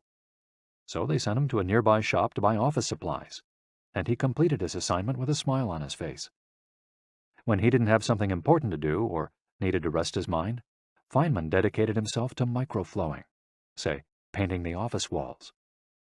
Weeks later, after visiting the Thinking Machines offices, a group of investors declared, "You have a Nobel laureate in there, painting walls and soldering circuits." Instant vacations. Getting there through meditation. Training the mind can get us to a place of flow more quickly. Meditation is one way to exercise our mental muscles.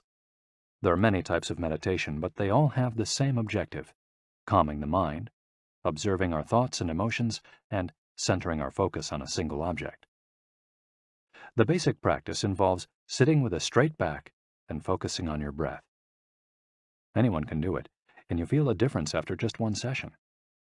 By fixing your attention on the air moving in and out of your nose, you can slow the torrent of thoughts and clear your mental horizons. The Archer's Secret. The winner of the 1988 Olympic gold medal for archery was a 17-year-old woman from South Korea. When asked how she prepared, she replied that the most important part of her training was meditating for 2 hours each day. If we want to get better at reaching a state of flow, meditation is an excellent antidote to our smartphones and their notifications constantly clamoring for our attention. One of the most common mistakes among people starting to meditate is worrying about doing it right, achieving absolute mental silence or reaching nirvana. The most important thing is to focus on the journey. Since the mind is a constant swirl of thoughts, ideas, and emotions, slowing down the centrifuge, even for just a few seconds, can help us feel more rested and leave us with a sense of clarity. In fact, one of the things we learn in the practice of meditation is not to worry about anything that flits across our mental screen. The idea of killing our boss might flash into our mind, but we simply label it as a thought and let it pass like a cloud, without judging or rejecting it. It's only a thought, one of the 60,000 we have every day, according to some experts. Meditation generates alpha and theta brainwaves. For those experienced in meditation, these waves appear right away, while it might take half an hour for a beginner to experience them. These relaxing brainwaves are the ones that are activated right before we fall asleep, as we lie in the sun or right after taking a hot bath. We all carry a spa with us everywhere we go. It's just a matter of knowing how to get in, something anyone can do with a bit of practice. Humans as ritualistic beings. Life is inherently ritualistic. We could argue that humans naturally follow rituals that keep us busy. In some modern cultures, we've been forced out of our ritualistic lives to pursue goal after goal in order to be seen as successful. But throughout history, humans have always been busy.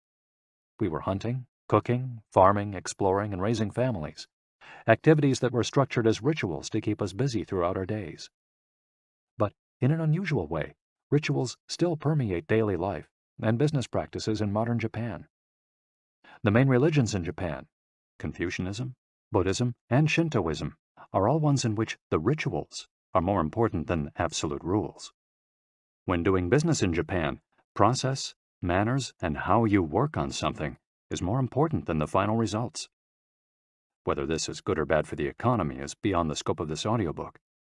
What is indisputable, though, is that finding flow in a ritualistic workplace is much easier than in one in which we are continually stressed out trying to achieve unclear goals set by our bosses. Rituals give us clear rules and objectives, which help us enter a state of flow. When we have only a big goal in front of us, we might feel lost or overwhelmed by it. Rituals help us by giving us the process, the sub-steps on the path to achieving a goal. When confronted with a big goal, try to break it down into parts, and then attack each part one by one. Focus on enjoying your daily rituals, using them as tools to enter a state of flow. Don't worry about the outcome. It will come naturally. Happiness is in the doing, not in the result. As a rule of thumb, remind yourself, rituals over goals. The happiest people are not the ones who achieve the most. They're the ones who spend more time than others in a state of flow. Using flow to find your Ikigai. After hearing this chapter, you should have a better idea of which activities in your life make you enter flow. Write all of them on a piece of paper. Then, ask yourself 3 questions. What do the activities that drive you to flow have in common? Why do these activities drive you to flow? For example, are all the activities you most like doing ones that you practice alone or with other people? Do you flow more when doing things that require you to move your body, or just to think? In the answers to these questions, you might find the underlying Ikigai that drives your life. If you don't, then keep searching by going deeper into what you like by spending more of your time in the activities that make you flow. Also, try new things that are not on the list of what makes you flow, but that are similar and that you're curious about. For example, if photography is something that drives you into flow, you could also try painting. You might even like it more. Or if you love snowboarding and have never tried surfing, flow is mysterious. It's like a muscle. The more you train it, the more you will flow, and the closer you'll be to your Ikigai.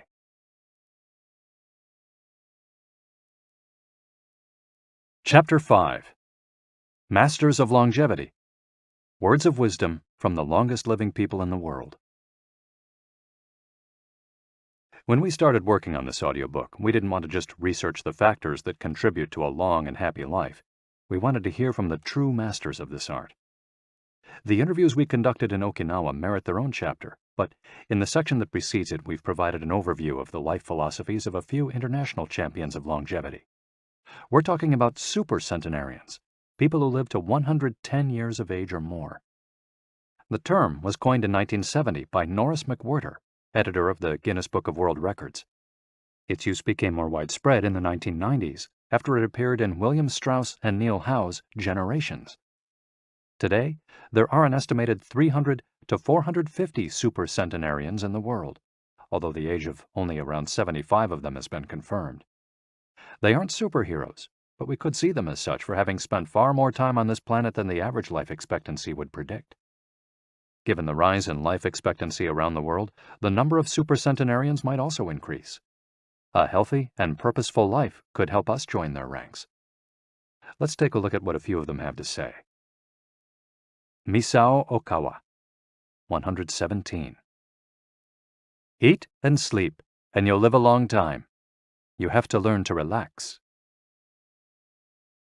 According to the Gerontology Research Group, until April 2015, the oldest living person in the world was Misao Okawa, who passed away in a care facility in Osaka, Japan after living for 117 years, 27 days.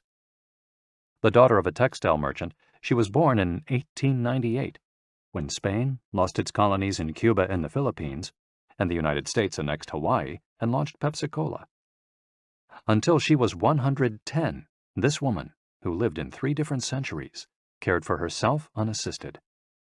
When specialists asked about her self-care routine, Misao answered simply, eating sushi and sleeping, to which we should add, having a tremendous thirst for life.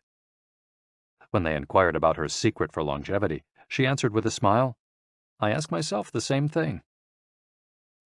Proof that Japan continues to be a factory of long life. In July of the same year, Sakari Momoi passed away at 112 years and 150 days old. At the time, he was the oldest man in the world, though he was younger than 57 women. Maria Capovilla, 116. I've never eaten meat in my life. Born in Ecuador in 1889, Maria Capovilla was recognized by Guinness as the world's oldest person. She died of pneumonia in 2006 at 116 years and 347 days old, leaving behind 3 children, 12 grandchildren, and 20 great and great-great-grandchildren. She gave one of her last interviews at age 107, sharing her memories and her thoughts. I'm happy, and I give thanks to God who keeps me going. I never thought I'd live so long. I thought I'd die long ago. My husband, Antonio Capovilla, was the captain of a ship. He passed away at 84. We had 2 daughters and a son, and now I have many grandchildren and great-grandchildren. Things were better back in the old days. People behaved better. We used to dance, but we were more restrained. There was this one song I loved dancing to, Maria, by Luis Alarcón. I still remember most of the words. I also remember many prayers and say them every day. I like the waltz, and can still dance it. I also still make crafts. I do some of the things I did when I was in school. When she had finished recalling her past, she began to dance, one of her great passions, with an energy that made her seem decades younger. When asked about her secret for longevity, she responded simply, I don't know what the secret to long life is. The only thing I do is, I've never eaten meat in my life. I attribute it to that. Jean Calment, 122. Everything's fine. Born in Arles, France, in February 1875, Jean Calment lived until August 4, 1997, making her, at 122, the oldest person of verified age in history. She jokingly said that she competed with Methuselah, and there is no question that she broke numerous records as she went on celebrating birthdays. She died of natural causes at the end of a happy life, during which she denied herself almost nothing. She rode a bicycle until she turned 100. She lived on her own until 110, when she agreed to move into a nursing home after accidentally starting a small fire in her apartment. She stopped smoking at 120 when her cataracts started making it hard for her to bring a cigarette to her lips. One of her secrets may have been her sense of humor. As she said on her 120th birthday, I see badly, I hear badly, and I feel bad, but everything's fine. Walter Bruning, 114. If you keep your mind and body busy, you'll be around a long time. Born in Minnesota in 1896, Walter Bruning was able to see 3 centuries in his lifetime. He died in Montana in 2011 from natural causes. He'd had 2 wives and a 50-year career on the railroad. At 83, he retired to an assisted living center in Montana, where he remained until his death. He is the second oldest man of verified age ever born in the United States.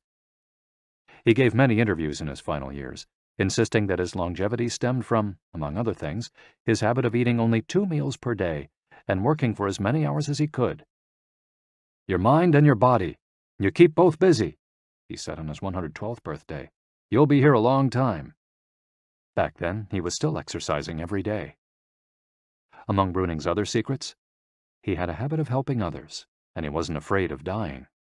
As he declared in a 2010 interview with the Associated Press, "We're all going to die. Some people are scared of dying. Never be afraid to die, because you're born to die." Before passing away in 2011, he is said to have told a pastor that he'd made a deal with God. If he wasn't going to get better, it was time to go. Alexander Emich, 111. "I just haven't died yet." Born in Poland in 1903, Alexander Emich was a chemist and parapsychologist residing in the United States who, after the death of his predecessor in 2014, became the oldest man of authenticated age in the world. Emich himself died a year thereafter, in June of that year, leaving behind a long life rich with experiences. Emich attributed his longevity to, among other things, never drinking alcohol. "It's not as though I'd won the Nobel Prize," he said upon being declared the world's oldest man. "I never thought I'd get to be so old." When asked about his secret to living so long, his answer was, "I don't know. I just haven't died yet." Ikigai artists. The secret to long life, however, is not held by supercentenarians alone.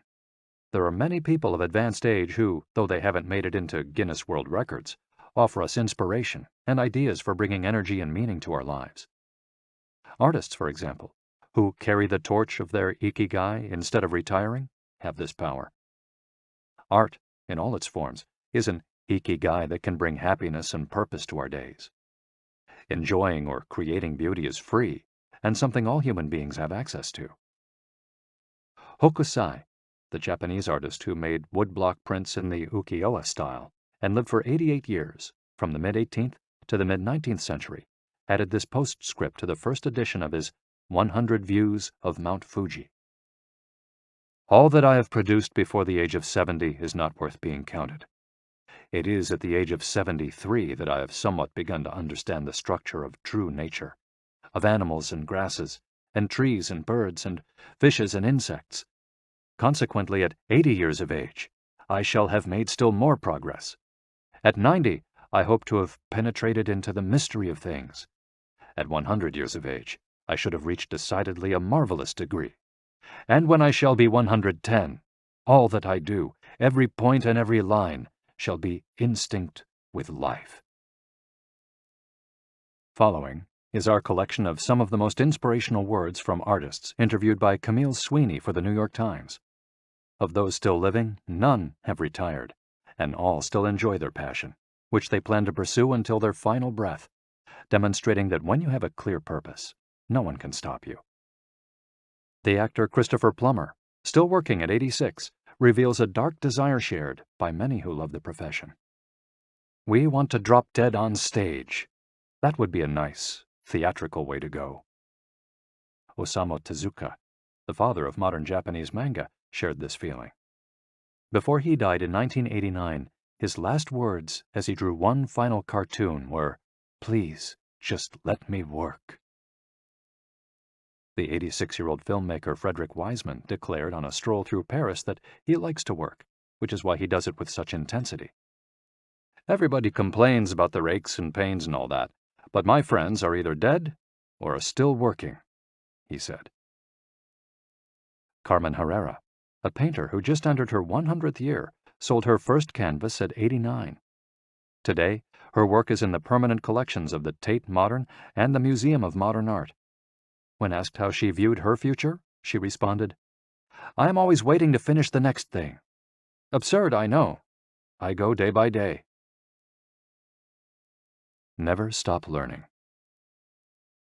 You may grow old and trembling in your anatomies. You may lie awake at night listening to the disorder of your veins. you may miss your only love. You may see the world about you devastated by evil lunatics, or know your honor trampled in the sewers of baser minds. There is only one thing for it, then: to learn. Learn why the world wags, and what wags it. That is the only thing which the mind can never exhaust, never alienate, never be tortured by, never fear or distrust, and never dream of regretting. T.H. White, the once and future king. For his part, naturalist and author Edward O. Wilson asserted, "I feel I have enough experience to join those who are addressing big questions. About 10 years ago, when I began reading and thinking more broadly about the questions of what are we, where did we come from, and where are we going, I was astonished at how little this was being done." Ellsworth Kelly, an artist who passed away in 2015 at the age of 92, assured us that the idea that we lose our faculties with age is, in part, a myth, because instead we develop a greater clarity and capacity for observation. It's one thing about getting older: you see more. Every day, I'm continuing to see new things. That's why there are new paintings. At age 86, the architect Frank Gehry reminds us that some buildings can take 7 years, from the time you're hired until you're finished, a fact that favors a patient attitude with regard to the passage of time. The man responsible for the Guggenheim Museum Bilbao, however, knows how to live in the here and now. You stay in your time. You don't go backward. I think if you relate to the time you're in, you keep your eyes and ears open, read the paper, see what's going on, stay curious about everything, you will automatically be in your time. Longevity in Japan. Because of its robust civil registry, many of those verified as having lived the longest are found in the United States. However, there are many centenarians living in remote villages in other countries. A peaceful life in the countryside seems pretty common among people who have watched a century pass. Without question, the international superstar of longevity is Japan, which has the highest life expectancy of any country in the world. In addition to a healthy diet, which we will explore in detail, and an integrated healthcare system in which people go to the doctor for regular checkups to prevent disease, longevity in Japan is closely tied to its culture, as we'll see later on. The sense of community and the fact that Japanese people make an effort to stay active until the very end are key elements of their secret to long life. If you want to stay busy even when there's no need to work, there has to be an Ikigai on your horizon, a purpose that guides you throughout your life and pushes you to make things of beauty and utility for the community and yourself. Chapter 6. Lessons from Japan's Centenarians. Traditions and Proverbs for Happiness and Longevity. To get to Ogimi, we had to fly nearly 3 hours from Tokyo to Naha, the capital of Okinawa. Several months earlier, we'd contacted the town council of a place known as the Village of Longevity to explain the purpose of our trip and our intention to interview the oldest members of the community. After numerous conversations, we finally got the help we were looking for and were able to rent a house just outside the town. 1 year after starting this project, we found ourselves on the doorstep of some of the longest living people in the world. We realized right away that time seems to have stopped there, as though the entire town were living in an endless here and now. Arriving in Ogimi. After 2 hours on the road from Naha, we're finally able to stop worrying about the traffic. To our left are the sea and an empty stretch of beach. To our right, the mountainous jungle of Okinawa's Yanbaru forests. Once Route 58 passes Nago, where Orion beer, the pride of Okinawa, is made, it skirts the coast until it reaches Ogimi. Every now and then a few little houses and stores crop up in the narrow stretch of land between the road and the base of the mountain. We pass small clusters of houses scattered here and there as we enter the municipality of Ogimi, but the town doesn't really seem to have a center. Our GPS finally guides us to our destination, the Center for the Support and Promotion of Well-Being, housed in an unattractive cinder block building right off the highway. We go in through the back door, where a man named Taira is waiting for us. Beside him is a petite, cheerful woman who introduces herself as Yuki. Two other women immediately get up from desks and show us to a conference room. They serve us each a cup of green tea and a few shikuwasa, a small citrus fruit that packs a big nutritional punch, as we'll see later on. Taira sits down across from us in his formal suit and opens up a large planner and a 3-ring binder. Yuki sits next to him. The binder contains a list of all the town's residents, organized by age and club, or moai. Taira points out that these groups of people who help one another are characteristic of Ogimi. The moai are not organized around any concrete objective. They function more like a family. Taira also tells us that volunteer work, rather than money, drives much of what happens in Ogimi. Everyone offers to pitch in, and the local government takes care of assigning tasks. This way, everyone can be useful and feels like part of the community. Ogimi is the penultimate town before Cape Heido, the northernmost point of the largest island in the archipelago. From the top of Ogimi's mountains, we're able to look down over the whole town. Almost everything is the green of the Yanbaru jungle, making us wonder where the nearly 3,200 residents are hiding. We can see a few houses, but they're scattered in little clusters near the sea or in small valleys, accessible by side roads. Communal life.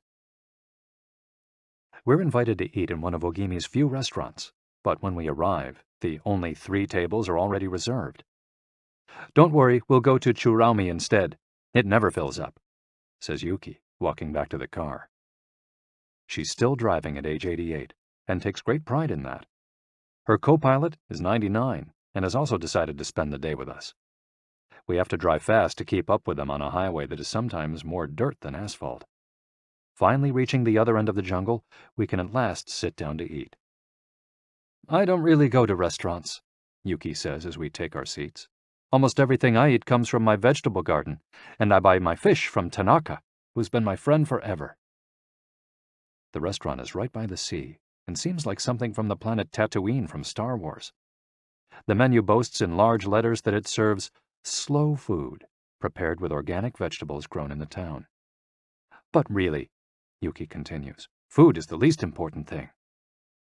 She is extroverted and rather pretty. She likes to talk about her role as the director of several associations run by the local government. "Food won't help you live longer," she says, bringing to her lips a bite of the diminutive confection that followed our meal. "The secret is smiling and having a good time." There are no bars and only a few restaurants in Ogimi, but those who live there enjoy a rich social life that revolves around community centers.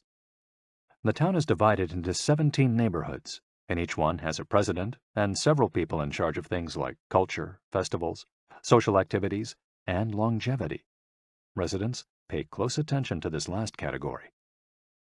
We're invited to the community center of one of the 17 neighborhoods. It's an old building right next to one of the mountains of the Yanbaru jungle, home to Bunagaya, the town's iconic sprites.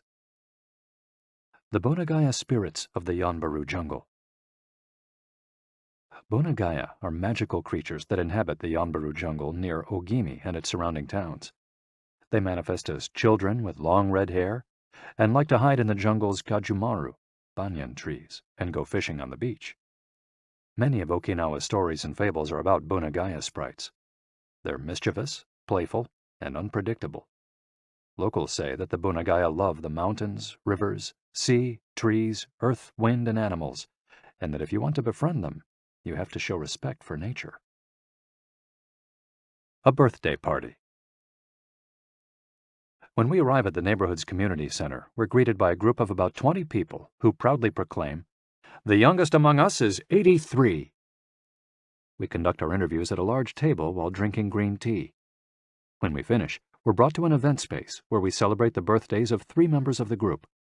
One woman is turning 99, another 94, and one young man has just reached 89. We sing a few songs popular in the village and finish up with "Happy Birthday" in English.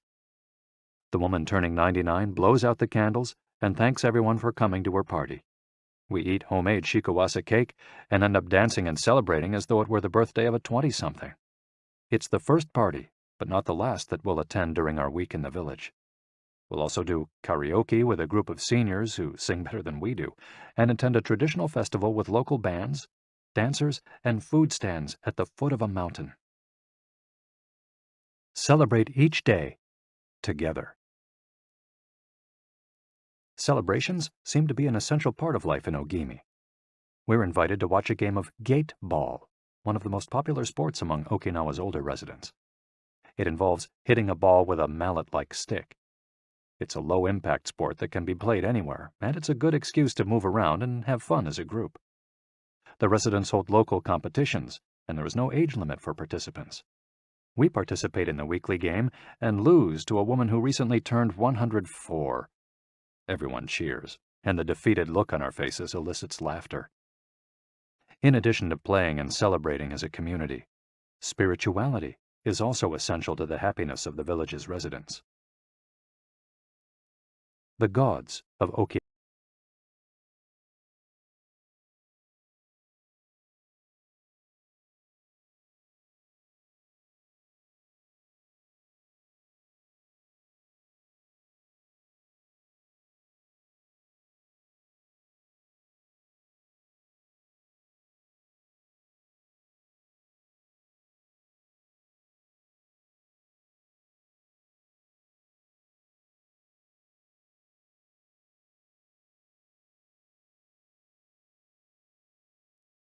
The main religion in Okinawa is known as Ryukyu Shinto.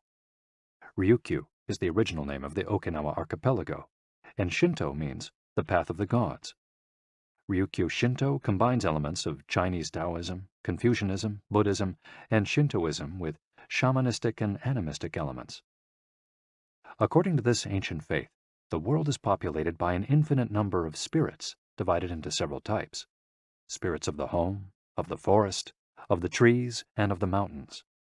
It's important to appease these spirits through rituals and festivals, and by consecrating sacred grounds. Okinawa is full of sacred jungles and forests, where many of the two main kinds of temples are found, the Utaki and the Uganju.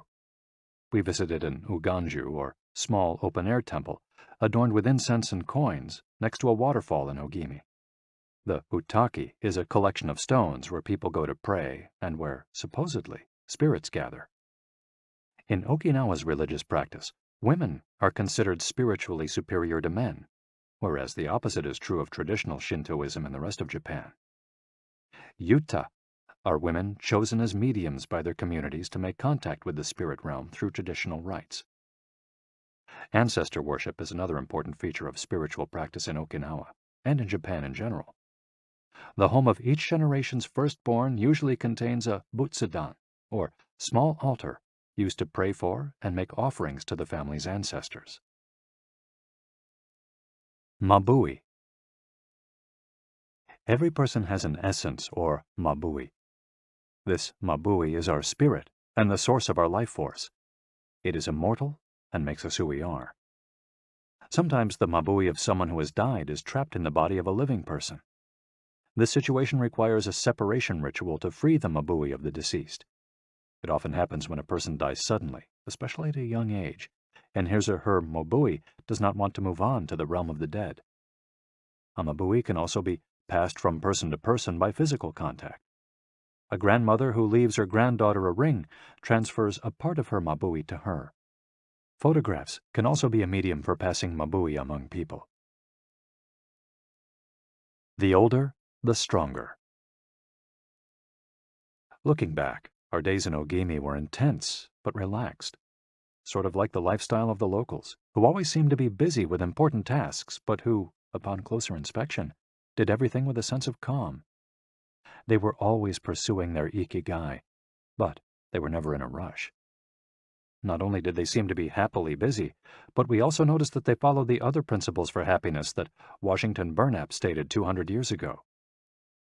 The grand essentials to happiness in this life are something to do, something to love, and something to hope for. On our last day, we went to buy gifts at a small market at the edge of town. The only things sold there are local vegetables, green tea, and shikawasa juice, along with bottles of water from a spring hidden in the Yanburu forests, bearing labels that read, "Longevity Water." We bought ourselves some of this longevity water and drank it in the parking lot, looking out over the sea and hoping that the little bottles that promised a magic elixir would bring us health and long life, and would help us find our own Ikigai. Then we took a photo with the statue of Abunagaya and walked up to it one last time to read the inscription. A declaration from the town where people live longest. At 80, I am still a child. When I come to see you at 90, send me away to wait until I am 100. The older, the stronger. Let us not depend too much on our children as we age. If you seek long life and health, you are welcome in our village, where you will be blessed by nature, and together we will discover the secret to longevity. April 23, 1993, Ogimi Federation of Senior Citizens Clubs. The interviews. Over the course of a week, we conducted a total of 100 interviews, asking the eldest members of the community about their life philosophy, their Ikigai, and the secrets to longevity. We filmed these conversations with 2 cameras for use in a little documentary, and chose a few especially meaningful and inspiring statements to include in this section of the audiobook. 1. Don't worry. The secret to a long life is not to worry, and to keep your heart young. Don't let it grow old. Open your heart to people with a nice smile on your face. If you smile and open your heart, your grandchildren and everyone else will want to see you. The best way to avoid anxiety is to go out in the street and say hello to people. I do it every day. I go out there and say hello and see you later. Then I go home and care for my vegetable garden. In the afternoon, I spend time with friends. Here, everyone gets along. We try not to cause problems. Spending time together and having fun is the only thing that matters. 2. Cultivate good habits. I feel joy every morning waking up at 6 and opening the curtains to look out at my garden, where I grow my own vegetables. I go right outside to check on my tomatoes, my mandarin oranges. I love the sight of them. It relaxes me. After an hour in the garden, I go back inside and make breakfast. I plant my own vegetables and cook them myself. That's my Ikigai. The key to staying sharp in old age is in your fingers. From your fingers to your brain and back again. If you keep your fingers busy, you'll live to see 100. I get up at 4 every day. I set my alarm for that time, have a cup of coffee, and do a little exercise, lifting my arms. That gives me energy for the rest of the day. I eat a bit of everything. I think that's the secret. I like variety in what I eat. I think it tastes better. Working. If you don't work, your body breaks down. When I wake up, I go to the Butsudan and light incense. You have to keep your ancestors in mind. It's the first thing I do every morning. I wake up every day at the same time, early, and spend the morning in my vegetable garden. I go dancing with my friends once a week. I do exercise every day, and every morning I go for a little walk. I never forget to do my Taiso exercises when I get up. Eating vegetables, it helps you live longer. To live a long time, you need to do 3 things. Exercise to stay healthy, eat well, and spend time with people. 3. Nurture your friendships every day. Getting together with my friends is my most important Ikigai. We all get together here and talk. It's very important. I always know I'll see them all here tomorrow, and that's one of my favorite things in life. My main hobby is getting together with friends and neighbors. Talking each day with the people you love, that's the secret to a long life. I say hello and see you later to the children on their way to school and wave at everyone who goes by me in their car. Drive safely, I say. Between 7:20 a.m. and 8:15 a.m., I'm outside on my feet the whole time, saying hello to people. Once everyone's gone, I go back inside. Chatting and drinking tea with my neighbors, that's the best thing in life. And singing together. I wake up at 5 every morning, leave the house, and walk to the sea. Then I go to a friend's house and we have tea together. That's the secret to a long life, getting together with people and going from place to place. 4. Live an unhurried life. My secret to a long life is always saying to myself, slow down and relax. You live much longer if you're not in a hurry. I make things with wicker. That's my Ikigai. The first thing I do when I wake up is pray. Then I do my exercises and eat breakfast. At 7, I calmly start working on my wicker. When I get tired at 5, I go visit my friends. Doing many different things every day. Always staying busy but doing one thing at a time without getting overwhelmed. The secret to long life is going to bed early, waking up early, and going for a walk. Living peacefully and enjoying the little things. Getting along with your friends. Spring, summer, fall, winter. Enjoying each season happily. 5. Be optimistic. Every day I say to myself, today will be full of health and energy. Live it to the fullest. I'm 98, but consider myself young. I still have so much to do. Laugh. Laughter is the most important thing. I laugh wherever I go. I'm going to live to be 100. Of course I am. It's a huge motivation for me. Dancing and singing with your grandchildren is the best thing in life. I feel very fortunate to have been born here. I give thanks for it every day. The most important thing in Ogimi, in life, is to keep smiling. I do volunteer work to give back to the village a bit of what it has given to me. For example, I use my car to help friends get to the hospital. There's no secret to it. The trick is just to live. Keys to the Ogimi lifestyle. 100% of the people we interviewed keep a vegetable garden, and most of them also have fields of tea, mangoes, shikawasa, and so on. All belong to some form of neighborhood association where they feel cared for as though by family. They celebrate all the time, even little things. Music, song, and dance are essential parts of daily life. They have an important purpose in life, or several. They have an Ikigai, but they don't take it too seriously. They're relaxed and enjoy all that they do. They are very proud of their traditions and local culture. They are passionate about everything they do, however insignificant it might seem. Locals have a strong sense of yui ma'aru, recognizing the connection between people. They help each other with everything from work in the fields, harvesting sugarcane or planting rice, to building houses and municipal projects. Our friend Miyagi, who ate dinner with us on our last night in town, told us that he was building a new home with the help of all his friends, and that we could stay there the next time we were in Ogimi. They are always busy, but they occupy themselves with tasks that allow them to relax. We didn't see a single old grandpa sitting on a bench doing nothing.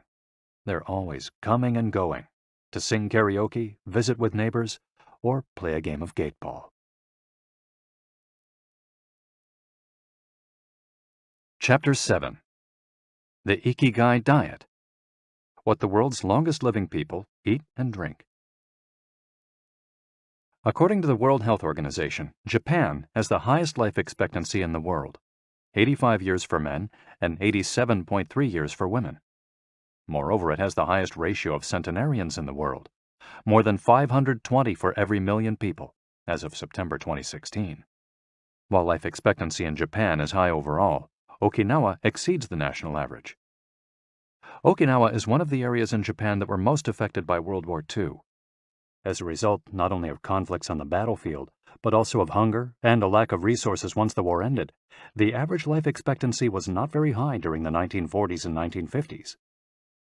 As Okinawans recovered from the destruction, however, they came to be some of the country's longest living citizens. What secrets to long life do the Japanese hold? What is it about Okinawa that makes it the best of the best in terms of life expectancy?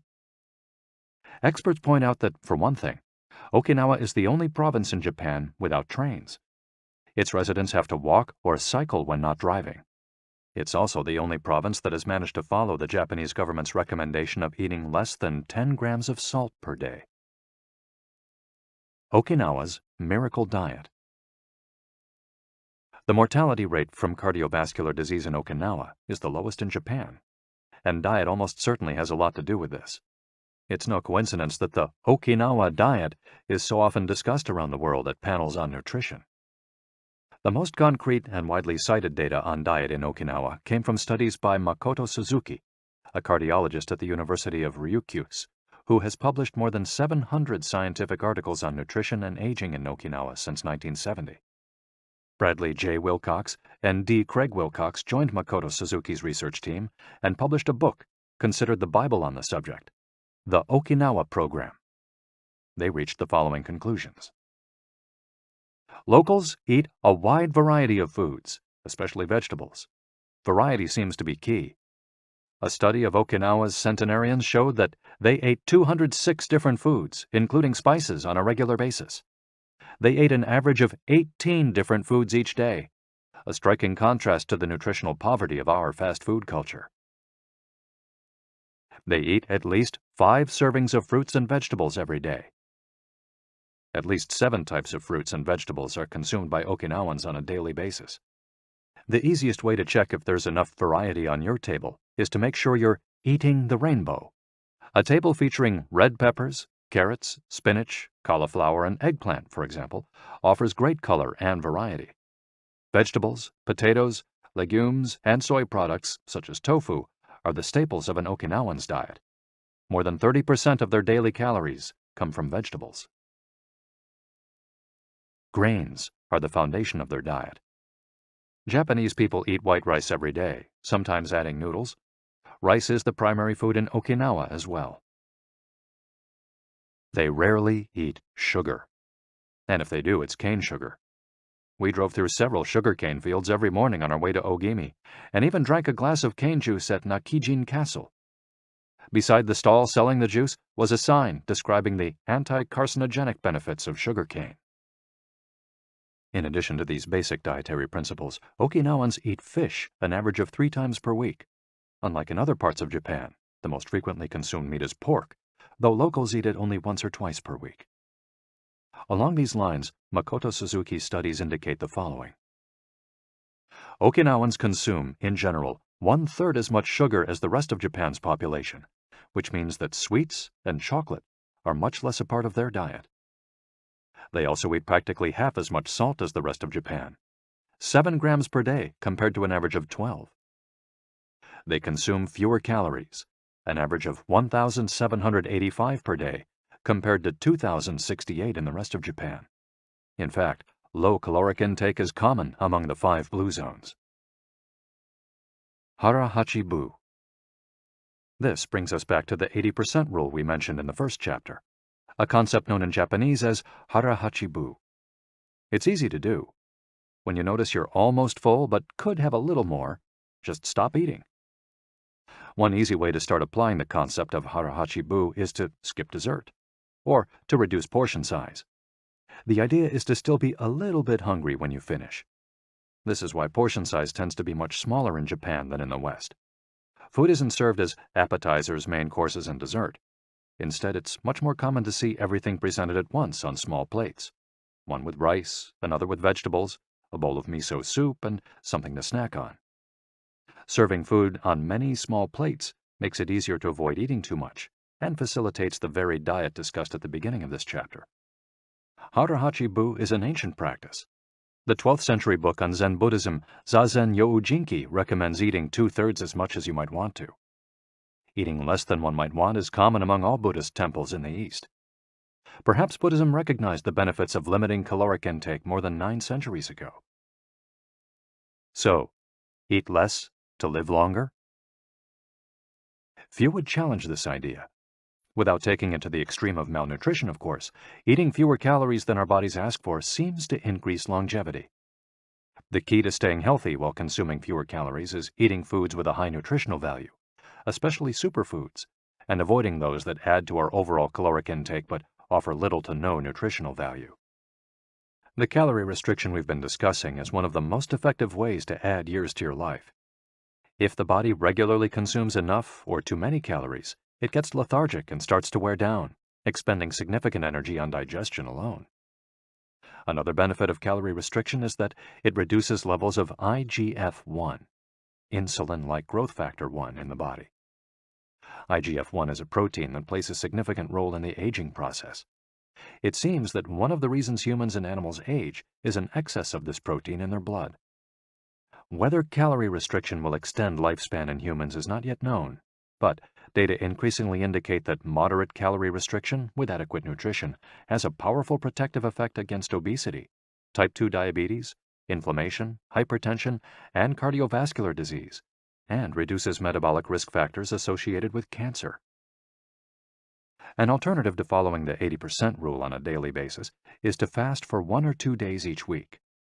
The 5-2, or fasting diet, recommends 2 days of fasting, consuming fewer than 500 calories every week, and eating normally on the other 5 days. Among its many benefits, fasting helps cleanse the digestive system and allows it to rest. 15 natural antioxidants found in the Okinawan diet. Antioxidants are molecules that slow down the oxidation process in cells, neutralizing the free radicals that cause damage and accelerate aging. The antioxidant power of green tea, for example, is well known and will be discussed later at greater length. Because they are rich in antioxidants and are eaten nearly every day in the region, these 15 foods are considered keys to Okinawan vitality. Tofu, miso, tuna, carrots, goya, a bitter melon, kombu, sea kelp, cabbage, nori, seaweed, onion, soy sprouts, hechima, a cucumber-like gourd, soybeans, boiled or raw, sweet potato, peppers, and sanpin-cha, jasmine tea. Sanpin-cha, the reigning infusion in Okinawa. Okinawans drink more sanpin-cha, a mix of green tea and jasmine flowers, than any other kind of tea. The closest approximation in the West would be the jasmine tea that usually comes from China. A 1988 study conducted by Hiroko Sho at the Okinawa Institute of Science and Technology indicates that jasmine tea reduces blood cholesterol levels. Sanpin-cha can be found in many different forms in Okinawa and is even available in vending machines. In addition to all the antioxidant benefits of green tea, it boasts the benefits of jasmine, which include reducing the risk of heart attack, strengthening the immune system, helping relieve stress, lowering cholesterol. Okinawans drink an average of 3 cups of sanpin-cha every day. It might be hard to find exactly the same blend in the West, but we can drink jasmine tea, or even a high-quality green tea instead. The secrets of green tea. Green tea has been credited for centuries with significant medicinal properties. Recent studies have confirmed its many benefits and have attested to the importance of this ancient plant in the longevity of those who drink it often. Originally from China, where it's been consumed for millennia, green tea didn't make its way to the rest of the world until just a few centuries ago. Unlike other teas, and as a result of being air-dried without fermentation, it retains its active elements even after being dried and crumbled. It offers meaningful health benefits such as controlling cholesterol, lowering blood sugar levels, improving circulation, protection against the flu, vitamin C, promoting bone health, fluoride, protection against certain bacterial infections, protection against UV damage, cleansing, and diuretic effects. White tea, with its high concentration of polyphenols, may be even more effective against aging. In fact, it's considered to be the natural product with the greatest antioxidant power in the world, to the extent that 1 cup of white tea might pack the same punch as a dozen glasses of orange juice.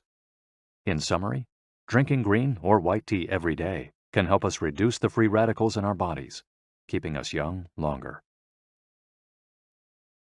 The powerful shikuwasa. Shikuwasa is the citrus fruit par excellence of Okinawa, and Ogimi is its largest producer in all of Japan. The fruit is extremely acidic. It's impossible to drink shikuwasa juice without diluting it first with water. Its taste is somewhere between that of a lime and a mandarin orange, to which it bears a family resemblance. Shikuwasas also contain high levels of nobiletin, a flavonoid rich in antioxidants. All citrus fruits, grapefruits, oranges, lemons, are high in nobiletin, but Okinawa's shikawasas have 40 times as much as oranges. Consuming nobiletin has been proven to protect us from arteriosclerosis, cancer, type 2 diabetes, and obesity in general. Shikawasas also contain vitamins C and B, beta-carotene, and minerals. They're used in many traditional dishes and to add flavor to food and are squeezed to make juice. While conducting research at the birthday parties of the town's grandparents, we were served shikawasa cake. The antioxidant canon for Westerners. In 2010, the UK's Daily Mirror published a list of foods recommended by experts to combat aging. Among these foods readily available in the West are vegetables, such as broccoli and chard, for their high concentration of water, minerals, and fiber. Oily fish, such as salmon, mackerel, tuna, and sardines, for all the antioxidants in their fat. Fruits, such as citrus, strawberries, and apricots. They're an excellent source of vitamins and help eliminate toxins from the body. Berries, such as blueberries and goji berries. They're rich in phytochemical antioxidants. Dried fruits, which contain vitamins and antioxidants and give you energy. Grains, such as oats and wheat, which give you energy and contain minerals. Olive oil, for its antioxidant effects that show in your skin. Red wine, in moderation, for its antioxidant and vasodilatory properties. Foods that should be eliminated are refined sugar and grains, processed baked goods, and prepared foods, along with cow's milk and all its derivatives. Following this diet will help you feel younger and slow the process of premature aging. Chapter 8. Gentle Movements, Longer Life. Exercises from the East that promote health and longevity. Studies from the Blue Zone suggest that the people who live the longest are not the ones who do the most exercise, but rather the ones who move the most. When we visited Ogimi, the village of longevity, we discovered that even people over 80 and 90 years old are still highly active. They don't stay at home looking out the window or reading the newspaper. Ogimi's residents walk a lot, do karaoke with their neighbors, get up early in the morning, and as soon as they've had breakfast, or even before, head outside to weed their gardens. They don't go to the gym or exercise intensely, but they almost never stop moving in the course of their daily routines. As easy as getting out of your chair. Metabolism slows down 90% after 30 minutes of sitting.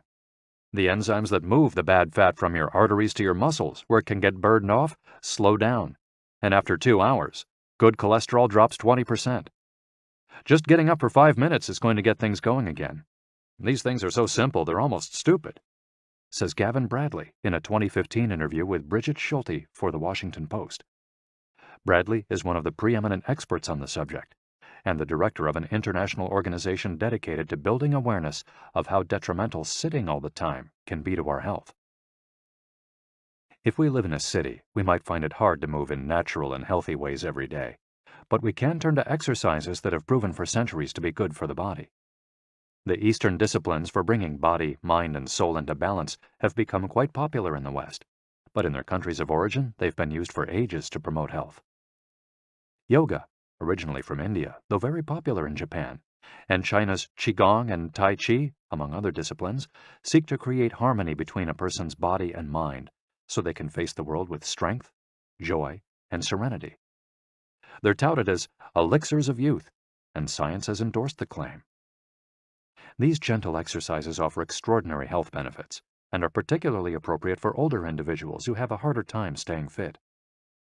Tai Chi has been shown, among other things, to slow the development of osteoporosis and Parkinson's disease, to increase circulation, and to improve muscle tone and flexibility. Its emotional benefits are just as important. It's a great shield against stress and depression. You don't need to go to the gym for an hour every day or run marathons. As Japanese centenarians show us, all you need is to add movement to your day. Practicing any of these Eastern disciplines on a regular basis is a great way to do so. An added benefit is that they all have well-defined steps, and as we heard in Chapter 4, disciplines with clear rules are good for flow. If you don't like any of these disciplines, feel free to choose a practice that you love and that makes you move. Following, We'll take a look at some of the practices that promote health and longevity. But first, a little appetizer. A singularly Japanese exercise for starting your day. Radio Taiso. This morning warm-up has been around since before World War II. The radio part of its name is from when the instructions for each exercise were transmitted over the radio. But today people usually do these movements while tuned to a television channel or internet video demonstrating the steps. One of the main purposes of doing radio Taiso is to promote a spirit of unity among participants. The exercises are always done in groups, usually in schools before the start of classes, and in businesses before the workday begins. Statistics show that 30% of Japanese practice radio Taiso for a few minutes every morning. But radio Taiso is one thing that almost everyone we interviewed in Ogimi had in common. Even the residents of the nursing home we visited dedicated at least 5 minutes every day to doing it, though some did the exercises from their wheelchairs. We joined them on their daily practice, and we felt refreshed for the rest of the day. When these exercises are done in a group, it's usually on a sports field or in a large reception hall, and typically involves some kind of loudspeaker. The exercises take 5 or 10 minutes, depending on whether you do all or only some of them. They focus on dynamic stretching and increasing joint mobility. One of the most iconic radio Taiso exercises consists of simply raising your arms above your head and then bringing them down in a circular motion. It's a tool to wake up the body, an easy mobility workout that is low in intensity and that focuses on exercising as many joints as possible. It might seem basic, but in our modern lives, we can spend days without raising our arms above our ears. Think about it. Our arms are down when using computers, when using smartphones, when reading books. One of the few times we raise our hands over our heads is when reaching for something in a cupboard or closet, while our ancestors were raising their hands over their heads all the time when gathering things from trees. Radio Taiso helps us to practice all the basic movements of the body. Yoga. Popular in Japan as well as in the West, yoga can be done by almost anyone. Some of its poses have even been adapted for pregnant women and practitioners with physical disabilities. Yoga comes from India, where it was developed millennia ago to unite our mental and physical elements. The word yoga itself comes from the Sanskrit term for yoke, which refers to the crosspiece that binds draft animals to one another and to the cart they're pulling. Yoga strives to unite body and mind in the same way, guiding us toward a healthy lifestyle in harmony with the world around us. The main objectives of yoga are to bring us closer to our human nature, mental and physical purification, to bring us closer to the divine. Styles of yoga. Though all are oriented towards similar goals, there are many different types of yoga that vary according to the traditions and texts from which they were developed. The differences among them lie, as the masters say, in the path taken to the summit of our best self. Jnana Yoga. The yoga of wisdom, the search for discipline and mental growth. Karma Yoga focuses on action, on tasks and duties that benefit oneself and one's community. Bhakti Yoga, the yoga of devotion and surrender to the divine. Mantra Yoga focuses on the recitation of mantras to reach a state of relaxation. Kundalini Yoga combines diverse steps to reach the desired mental state. Raja Yoga, also known as the royal path, encompasses a range of steps geared toward achieving communion with oneself and others. Hatha Yoga, the most widespread form in the West and Japan, characterized by asanas or poses combined in a quest for balance. How to do a sun salutation. The sun salutation is one of the most iconic exercises in Hatha Yoga. To do it, you simply have to follow these 12 basic movements. 1. With your feet together, stand up straight, but keep your muscles relaxed. Exhale. 2. Place the palms of your hands together in front of your chest. From this position, inhale as you raise your arms above your head and bend backwards slightly. 3. Exhale as you bend forward until you touch the ground with the palms of your hands, without bending your knees. 4. Stretch one leg back to touch the floor with the tips of your toes. Inhale. 5. Bring the other leg back, keeping your legs and arms straight as you hold your breath. 6. As you exhale, bend your arms and bring your chest to the ground, and then forward, resting your knees on the ground. 7. Straighten your arms and bend your spine back, keeping the lower half of your body on the ground. Inhale. 8. With your hands and feet on the ground, lift your hips until your arms and legs are straight and your body forms an upside-down V.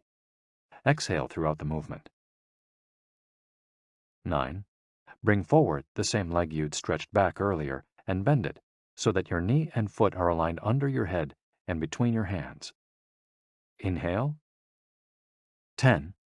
Exhale as you bring your back foot forward and straighten your legs, keeping your hands on the ground as in posture 3. 11. Bring your arms above your head with your palms together and bend backwards slightly as you did in posture 2 while you inhale. 12. Lower your arms to their initial position in mountain pose while you exhale. You've just greeted the sun. Now you're ready to have a fantastic day. Tai Chi. Also known as Tai Chi Chuan, Tai Chi is a Chinese martial art that can be traced back hundreds of years to Buddhism and Confucianism. It's very popular in Japan, too. According to Chinese tradition, it was created by the Taoist master and martial arts practitioner Zhang Sanfeng, though it was Yang Luchan who in the 19th century brought the form to the rest of the world. Tai Chi was originally a neijia, or internal martial art, meaning its goal was personal growth. Focused on self-defense, it teaches those who practice it to defeat their adversaries by using the least amount of force possible and by relying on agility. Tai Chi, which was also seen as a means of healing body and mind, would go on to be used more frequently to foster health and inner peace. To encourage its citizens to be more active, the Chinese government promoted it as an exercise, and it lost its original connection to martial arts, becoming instead a source of health and well-being, accessible to all. Styles of Tai Chi. There are different schools and styles of Tai Chi. The following are the best known. Chen style alternates between slow movements and explosive ones. Yang style, the most widespread of the forms, characterized by slow, fluid movements. Wu style utilizes small, slow, deliberate movements. Hao style, centered on internal movements, with almost microscopic external movements, one of the least practiced forms of Tai Chi, even in China. Despite their differences, these styles all have the same objectives. 1. To control movement through stillness. 2. To overcome force through finesse. 3. To move second and arrive first. 4. To know yourself and your opponent. The 10 basic principles of Tai Chi. According to the master Yang Cheng Fu, the correct practice of Tai Chi follows 10 basic principles. 1. Elevate the crown of your head and focus all your energy there. 2. Tighten your chest and expand your back to lighten your lower body. 3. Relax your waist and let it guide your body. 4. Learn to differentiate between heaviness and lightness, knowing how your weight is distributed. 5. Relax the shoulders to allow free movement of the arms and promote the flow of energy. 6. Value the agility of the mind over the strength of the body. 7. Unify the upper and lower body so they act in concert. 8. Unify the internal and the external to synchronize mind, body, and breath. 9. Do not break the flow of your movement. Maintain fluidity and harmony. 10. Look for stillness in movement. An active body leads to a calm mind. Imitating clouds. One of the best-known movements in Tai Chi consists of following the form of clouds in an exercise called wave hands like clouds. Here are the steps. 1. Extend your arms in front of you with your palms down. 2. Turn your palms to face in, as though you were hugging a tree trunk. 3. Open your arms out to the side. 4. Bring the left arm up and center, and the right arm down and center. 5. Trace the shape of a ball in front of your body. 6. Turn your left palm toward your face. 7.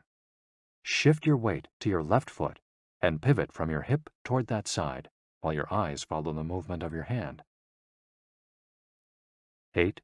Bring your left hand to your waist and your right hand in front of your face. 9.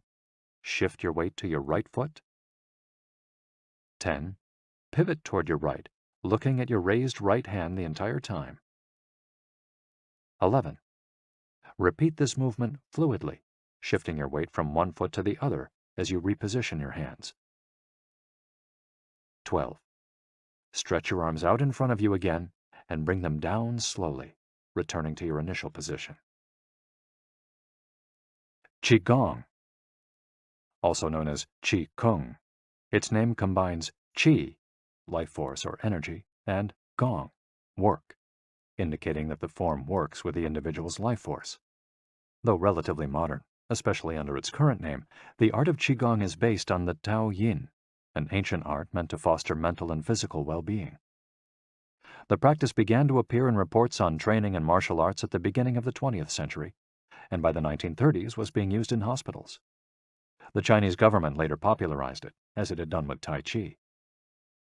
Qigong involves static and dynamic physical exercises that stimulate respiration in a standing, seated, or reclined position. There are many different styles of Qigong, but all of them seek to strengthen and regenerate Qi. Though its movements are typically gentle, the practice is intense. Benefits of Qigong.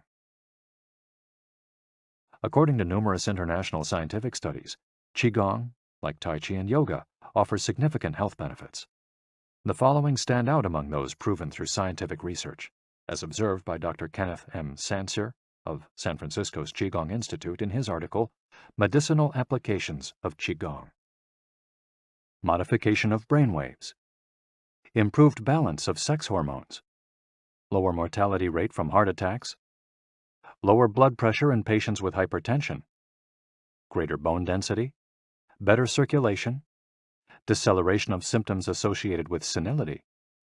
Greater balance and efficiency of bodily functions. Increased blood flow to the brain and greater mind-body connection. Improved cardiac function. Reduction in the secondary effects of cancer treatments. Practicing these arts not only keeps us in shape, it also helps extend our lives. Methods for practicing Qigong. In order to practice Qigong correctly, we should remember that our life energy flows through our whole body. We should know how to regulate its many parts. 1. Tiao Shen. Regulating the body by adopting the correct posture. It's important to be firmly rooted to the ground. 2. Tiao Shi. Regulating the breath until it is calm, steady, and peaceful. 3. Jiao Xin. Regulating the mind, the most complicated part as it implies emptying the mind of thoughts. Jiao Qi. Regulating the life force through the regulation of the 3 prior elements so that it flows naturally. 5. Jiao Shen. Regulating the spirit. The spirit is both strength and root in battle, as Yang Jwing-Ming explains in The Essence of Taiji Qigong. In this way, the whole organism will be prepared to work together toward a single goal. The 5 elements of Qigong. One of Qigong's best-known exercises is a series representing the 5 elements: earth, water, wood, metal, and fire. This series of movements seeks to balance the 5 currents of energy in order to improve brain and organ function. There are several ways to do these movements. In this case, we're following the model of Professor Maria Isabel Garcia Monreal from the Qigong Institute in Barcelona. Earth. 1. Stand with your legs apart and your feet directly below your shoulders. 2. Turn your feet outwards slightly to straighten the posture. 3. Keep your shoulders relaxed and down, and your arms loose at your sides, slightly away from your body. This is the Wu Qi, or rooted posture. 4. As you inhale, raise your arms in front of you until your hands are level with your shoulders, your palms facing down.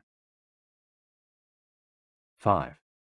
Exhale as you bend your knees and bring your arms down until your hands are level with your stomach, your palms facing in. 6. Hold this position for a few seconds, focusing on your breath. Water. Starting from earth posture, bend your knees into a squat, keeping your chest upright and exhaling throughout. 2. Press your coccyx downward to stretch your lumbar spine. 3. As you inhale, stand to return to earth posture. 4. Repeat twice for a total of 3. Wood. 1. Starting from earth posture, turn your palms upward and open your arms to the side, forming a circle as you inhale until your hands are level with your clavicle. Turn your hands so that your palms and elbows point downward while keeping your shoulders relaxed. 2. Reverse the movement as you exhale, making a downward circle with your arms until you reach your initial position. 3. Repeat twice for a total of 3. Metal. 1. Starting from earth posture, raise your arms until your hands are level with your sternum. 2. Turn your palms toward each other, about 4 inches apart, with your fingers relaxed and slightly separated, pointing upward. 3. As you inhale, move your hands away from each other until they are shoulder width apart. 4. As you exhale, bring your hands toward each other until they are back in position 2. 5. Repeat twice for a total of 3, observing the concentration of energy as you bring your hands together in front of your lungs. Fire. 1. Starting from earth posture, bring your hands level with your heart as you inhale, with one hand slightly above the other and your palms facing each other. 2. Rotate your hands to feel the energy of your heart. 3. Turn from your waist gently to the left, keeping your torso relaxed and your forearms parallel to the ground. 4. With your palms still facing each other, separate your hands, bringing one up until it is level with your shoulder and the other down in front of your abdomen. 5. Turn from your waist gently to the right, keeping your torso relaxed and your forearms parallel to the ground. 6.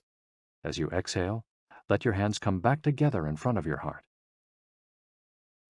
7. With your palms still facing each other, separate your hands, bringing one up until it is level with your shoulder and the other down in front of your abdomen. Completing the series. 1.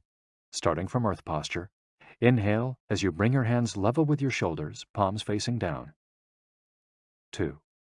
As you exhale, lower your arms to rest at your sides, returning to the initial Wu Qi posture. Shiatsu.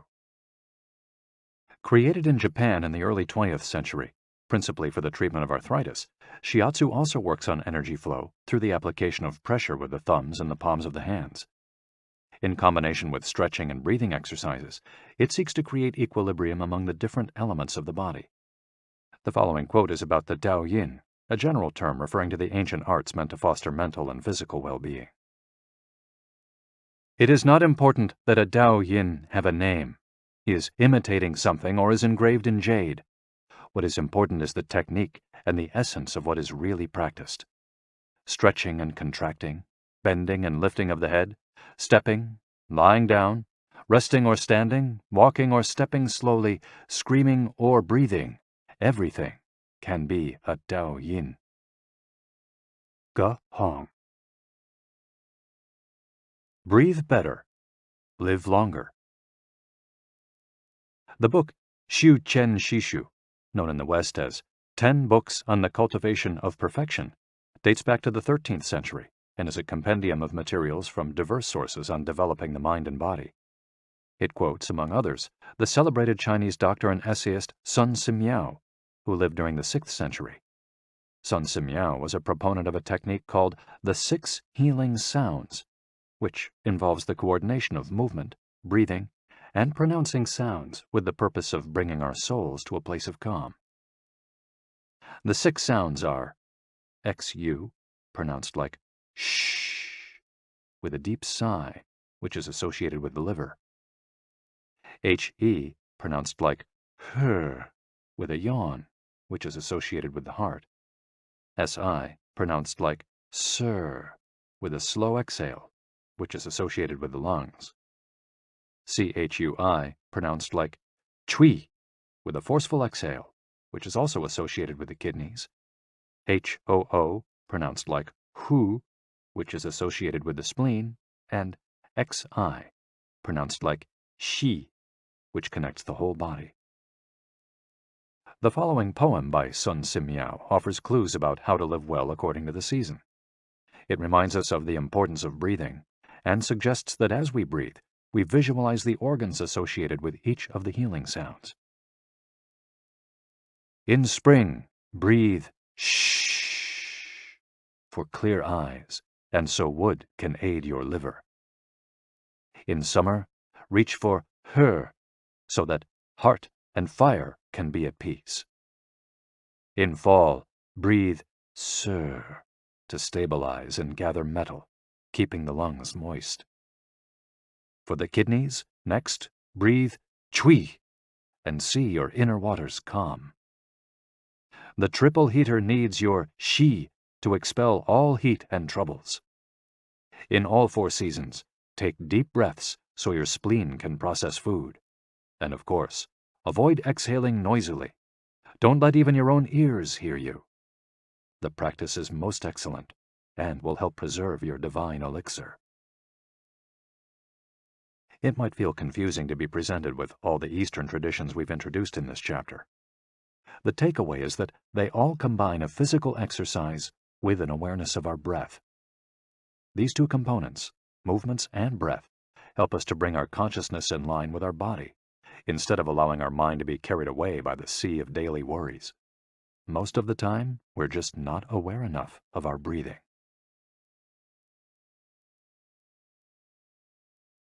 Chapter 9. Resilience and Wabi-sabi. How to face life's challenges without letting stress and worry age you. What is resilience? One thing that everyone with a clearly defined Ikigai has in common is that they pursue their passion no matter what. They never give up, even when the cards seem stacked against them or they face one hurdle after another. We're talking about resilience, a concept that's become influential among psychologists. But resilience isn't just the ability to persevere. As we'll hear in this chapter, it's also an outlook we can cultivate to stay focused on the important things in life, rather than what is most urgent, and keep ourselves from being carried away by negative emotions.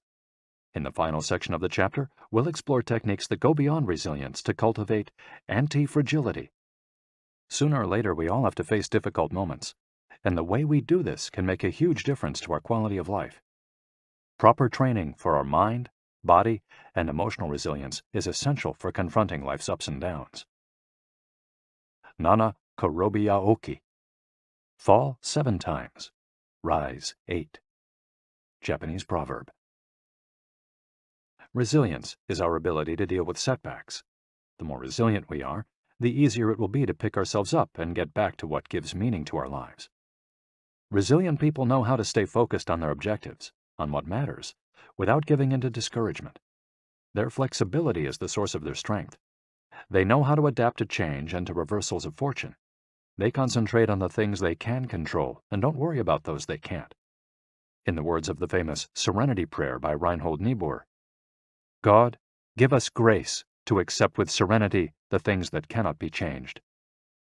Courage to change the things which should be changed, and the wisdom to distinguish the one from the other. Emotional resilience through Buddhism and Stoicism. Siddhartha Gautama, Buddha, was born a prince of Kapilavastu, Nepal, and grew up in a palace, surrounded by riches. At 16, he married and had a child. Not satisfied by his family's wealth,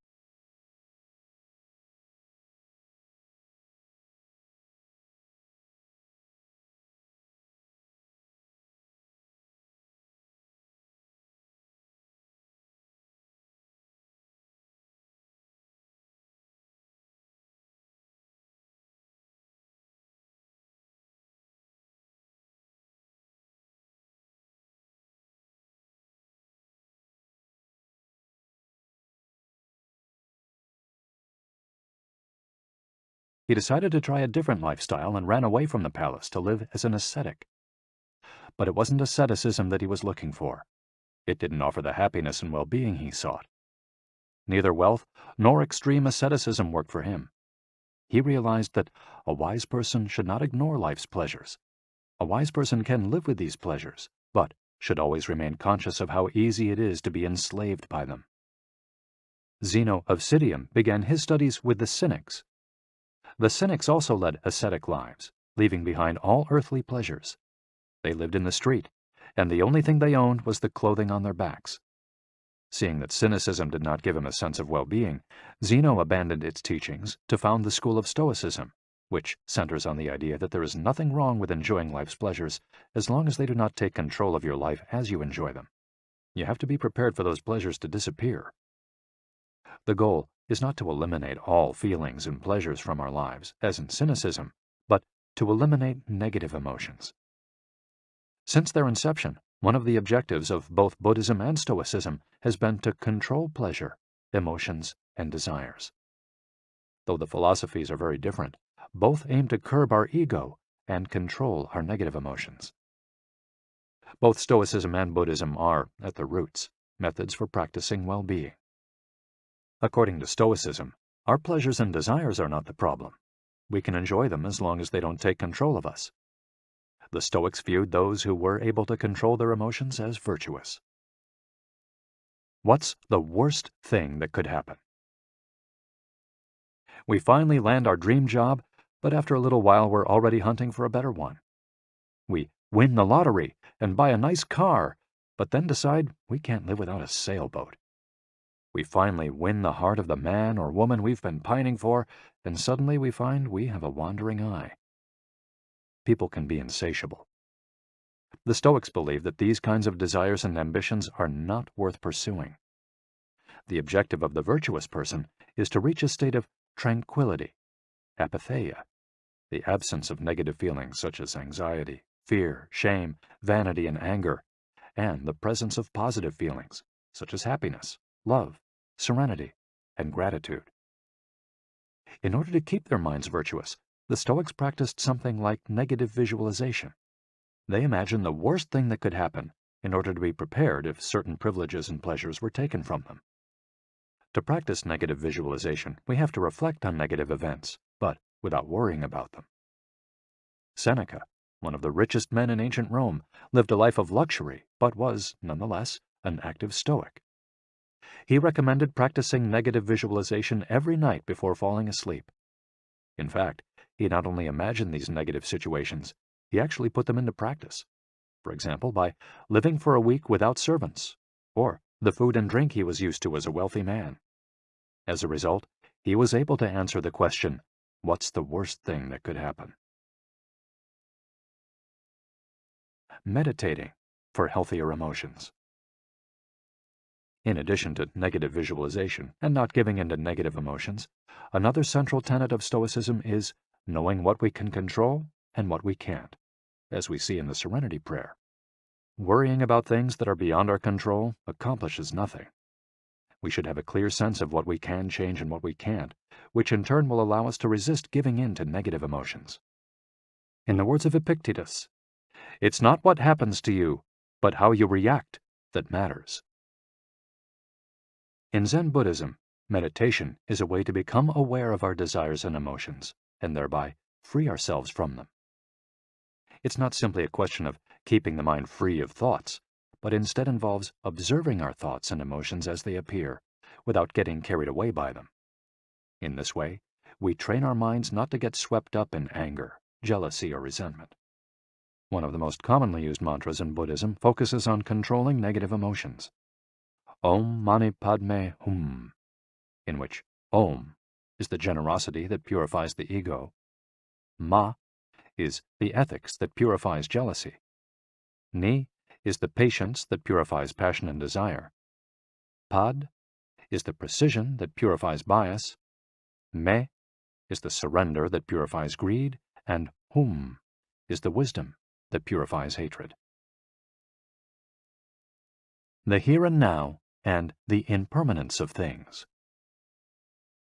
Another key to cultivating resilience is knowing in which time to live.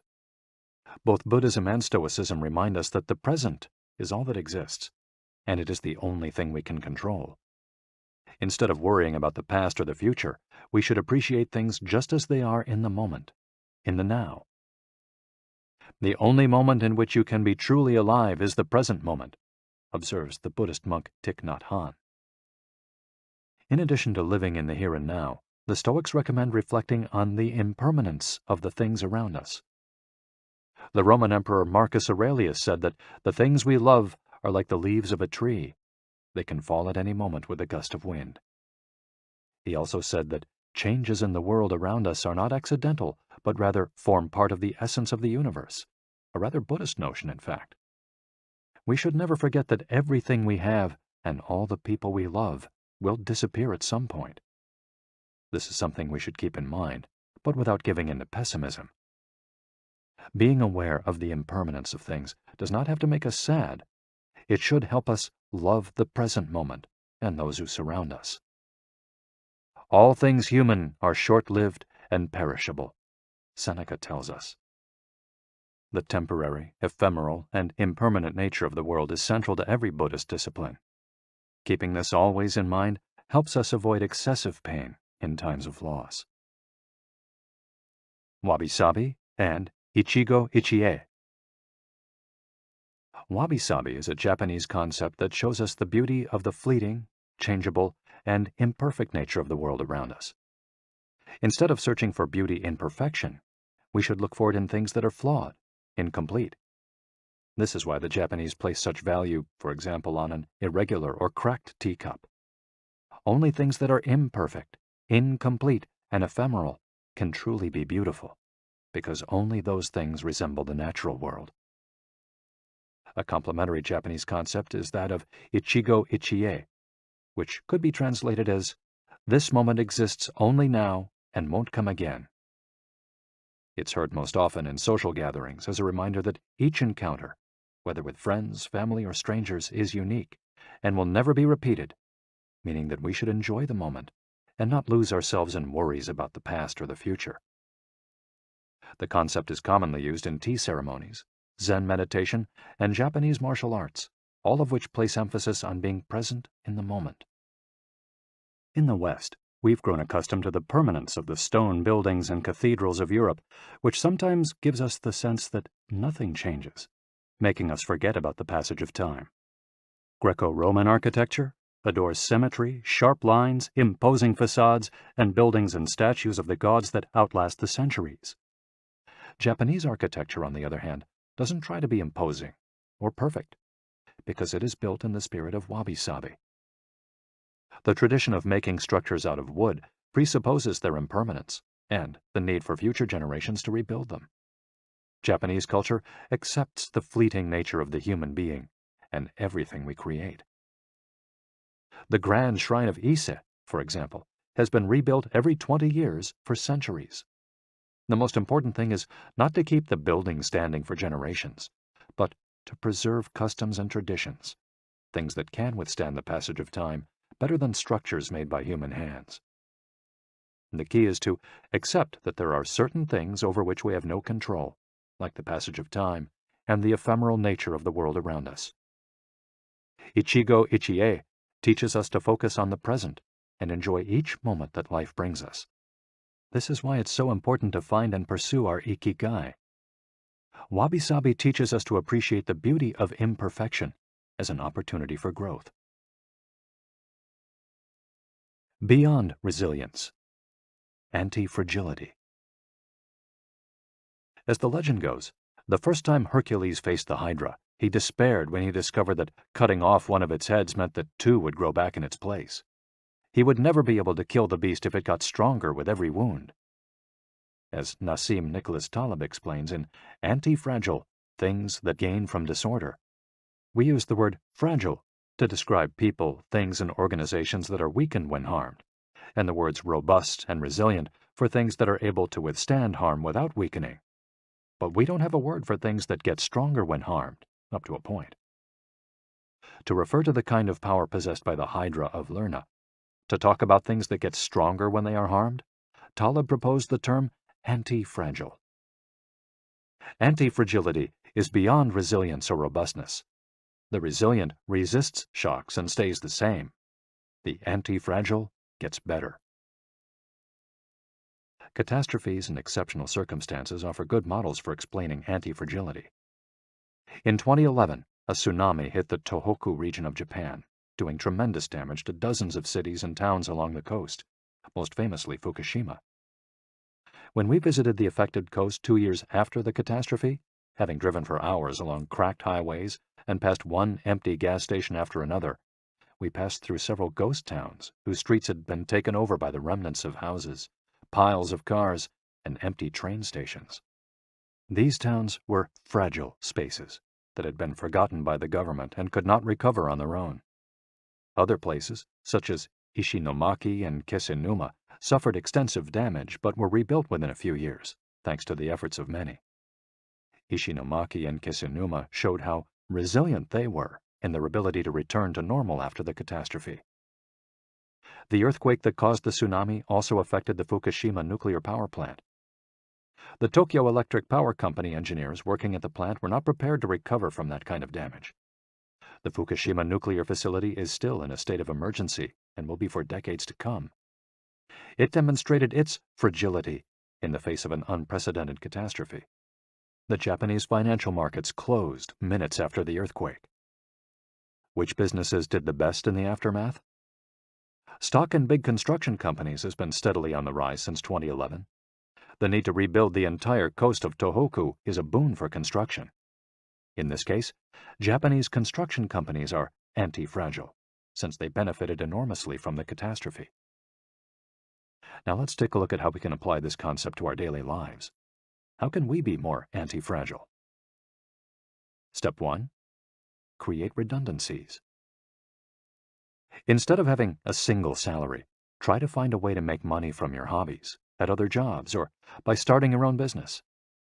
If you have only one salary, you might be left with nothing should your employer run into trouble, leaving you in a position of fragility. On the other hand, if you have several options and you lose your primary job, it might just happen that you end up dedicating more time to your secondary job, and maybe even make more money at it. You would have beaten that stroke of bad luck, and would be, in that case, anti-fragile. 100% of the seniors we interviewed in Ogimi had a primary and secondary occupation.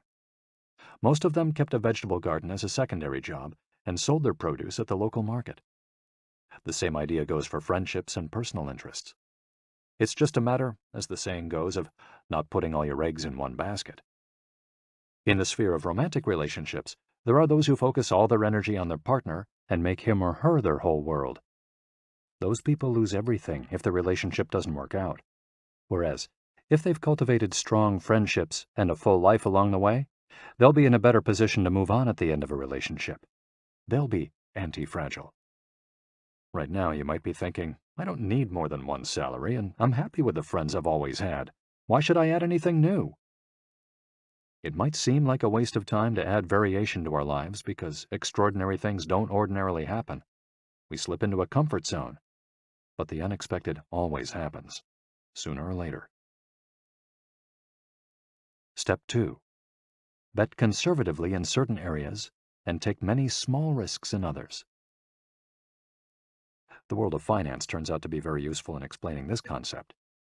If you have $10,000 saved up, you might put $9,000 of that into an index fund or fixed-term deposit and invest the remaining $1,000 in 10 startups with huge growth potential, say $100 in each.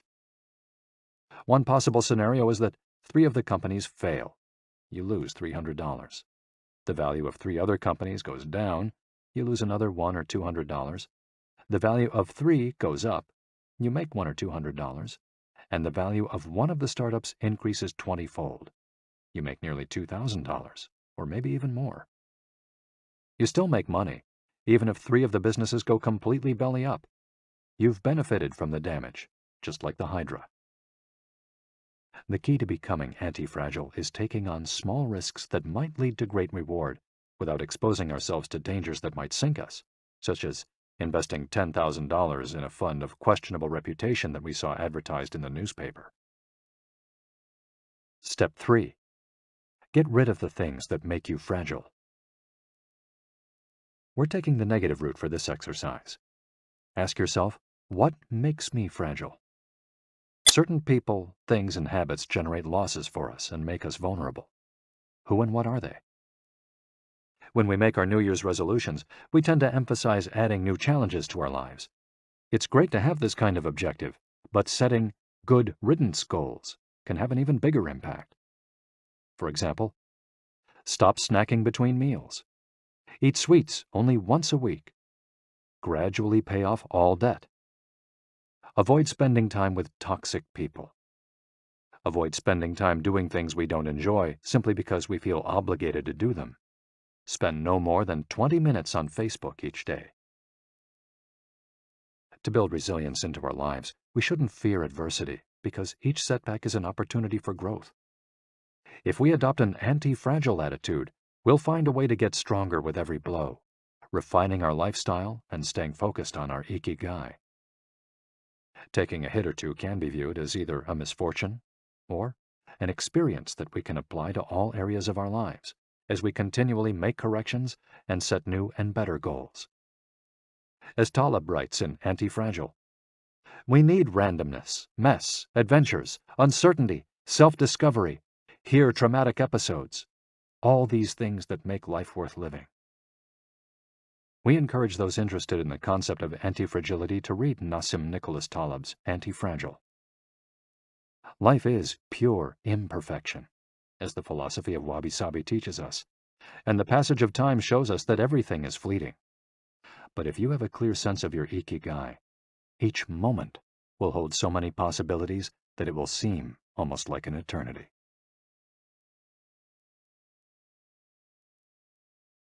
Epilogue.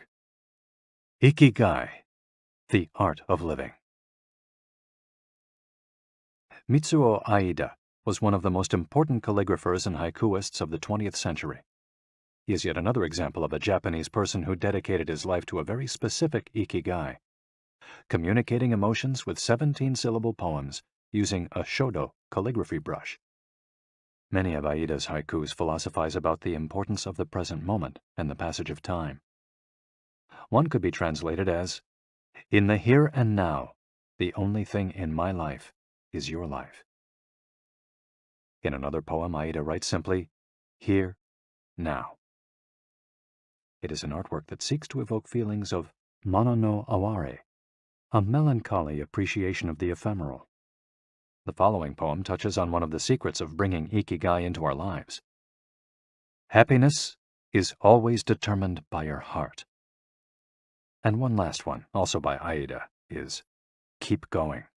Don't change your path.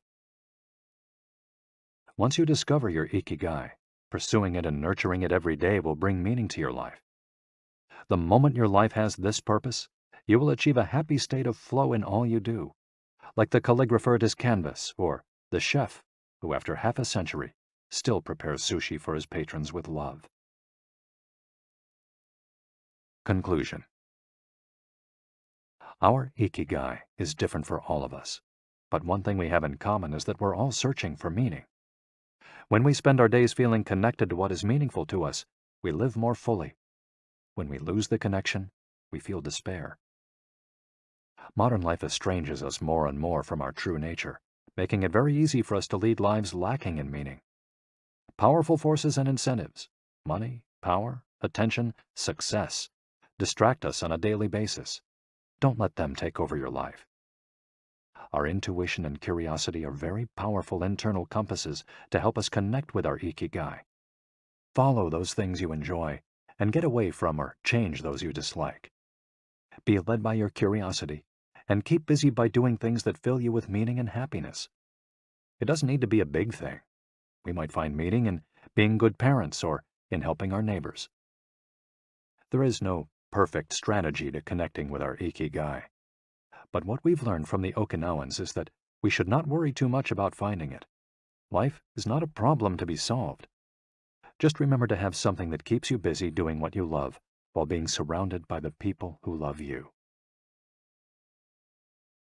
The 10 Rules of Ikigai.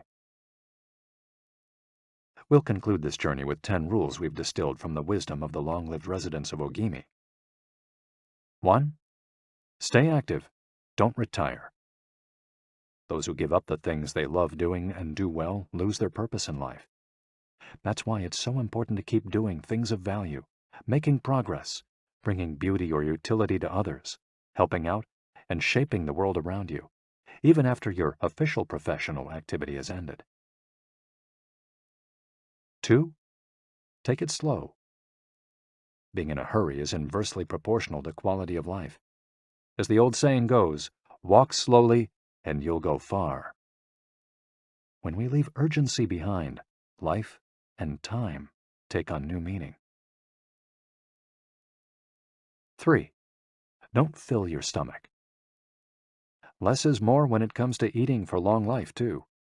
According to the 80% rule, in order to stay healthier longer, we should eat a little less than our hunger demands, instead of stuffing ourselves. 4. Surround yourself with good friends. Friends are the best medicine. There for confiding worries over a good chat, sharing stories that brighten your day, getting advice, having fun, dreaming, in other words, living. 5. Get in shape for your next birthday. Water moves. It is at its best when it flows fresh and doesn't stagnate. The body you move through life in needs a bit of daily maintenance to keep it running for a long time. Plus, exercise releases hormones that make us feel happy. 6. Smile. A cheerful attitude is not only relaxing, it also helps make friends. It's good to recognize the things that aren't so great, but we should never forget what a privilege it is to be in the here and now, in a world so full of possibilities. 7. Reconnect with nature. Though most people live in cities these days, human beings are made to be part of the natural world. We should return to it often to recharge our batteries. 8. Give thanks. To your ancestors, to nature, which provides you with the air you breathe and the food you eat. To your friends and family, to everything that brightens your days and makes you feel lucky to be alive. Spend a moment every day giving thanks, and you'll watch your stockpile of happiness grow. 9. Live in the moment. Stop regretting the past and fearing the future. Today is all you have. Make the most of it. Make it worth remembering. 10. Follow your Ikigai. There is a passion inside you, a unique talent that gives meaning to your days and drives you to share the very best of yourself until the very end. If you don't know what your Ikigai is yet, as Viktor Frankl says, your mission is to discover it. The authors of this audiobook wish you a long, happy, and purposeful life. Thank you for joining us. Hector Garcia and Francesc Miralles. You've been listening to Ikigai, The Japanese Secret to a Long and Happy Life by Hector Garcia and Francesc Miralles, narrated by Walter Dixon. If you've enjoyed this audiobook and this performance, then please visit our website, gildanmedia.com.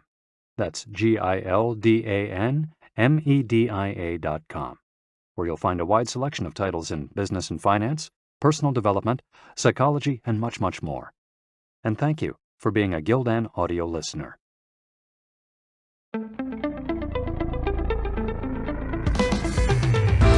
This has been a Gildan audio production. For more affordable, mind-enriching programs, visit our website at gildanmedia.com.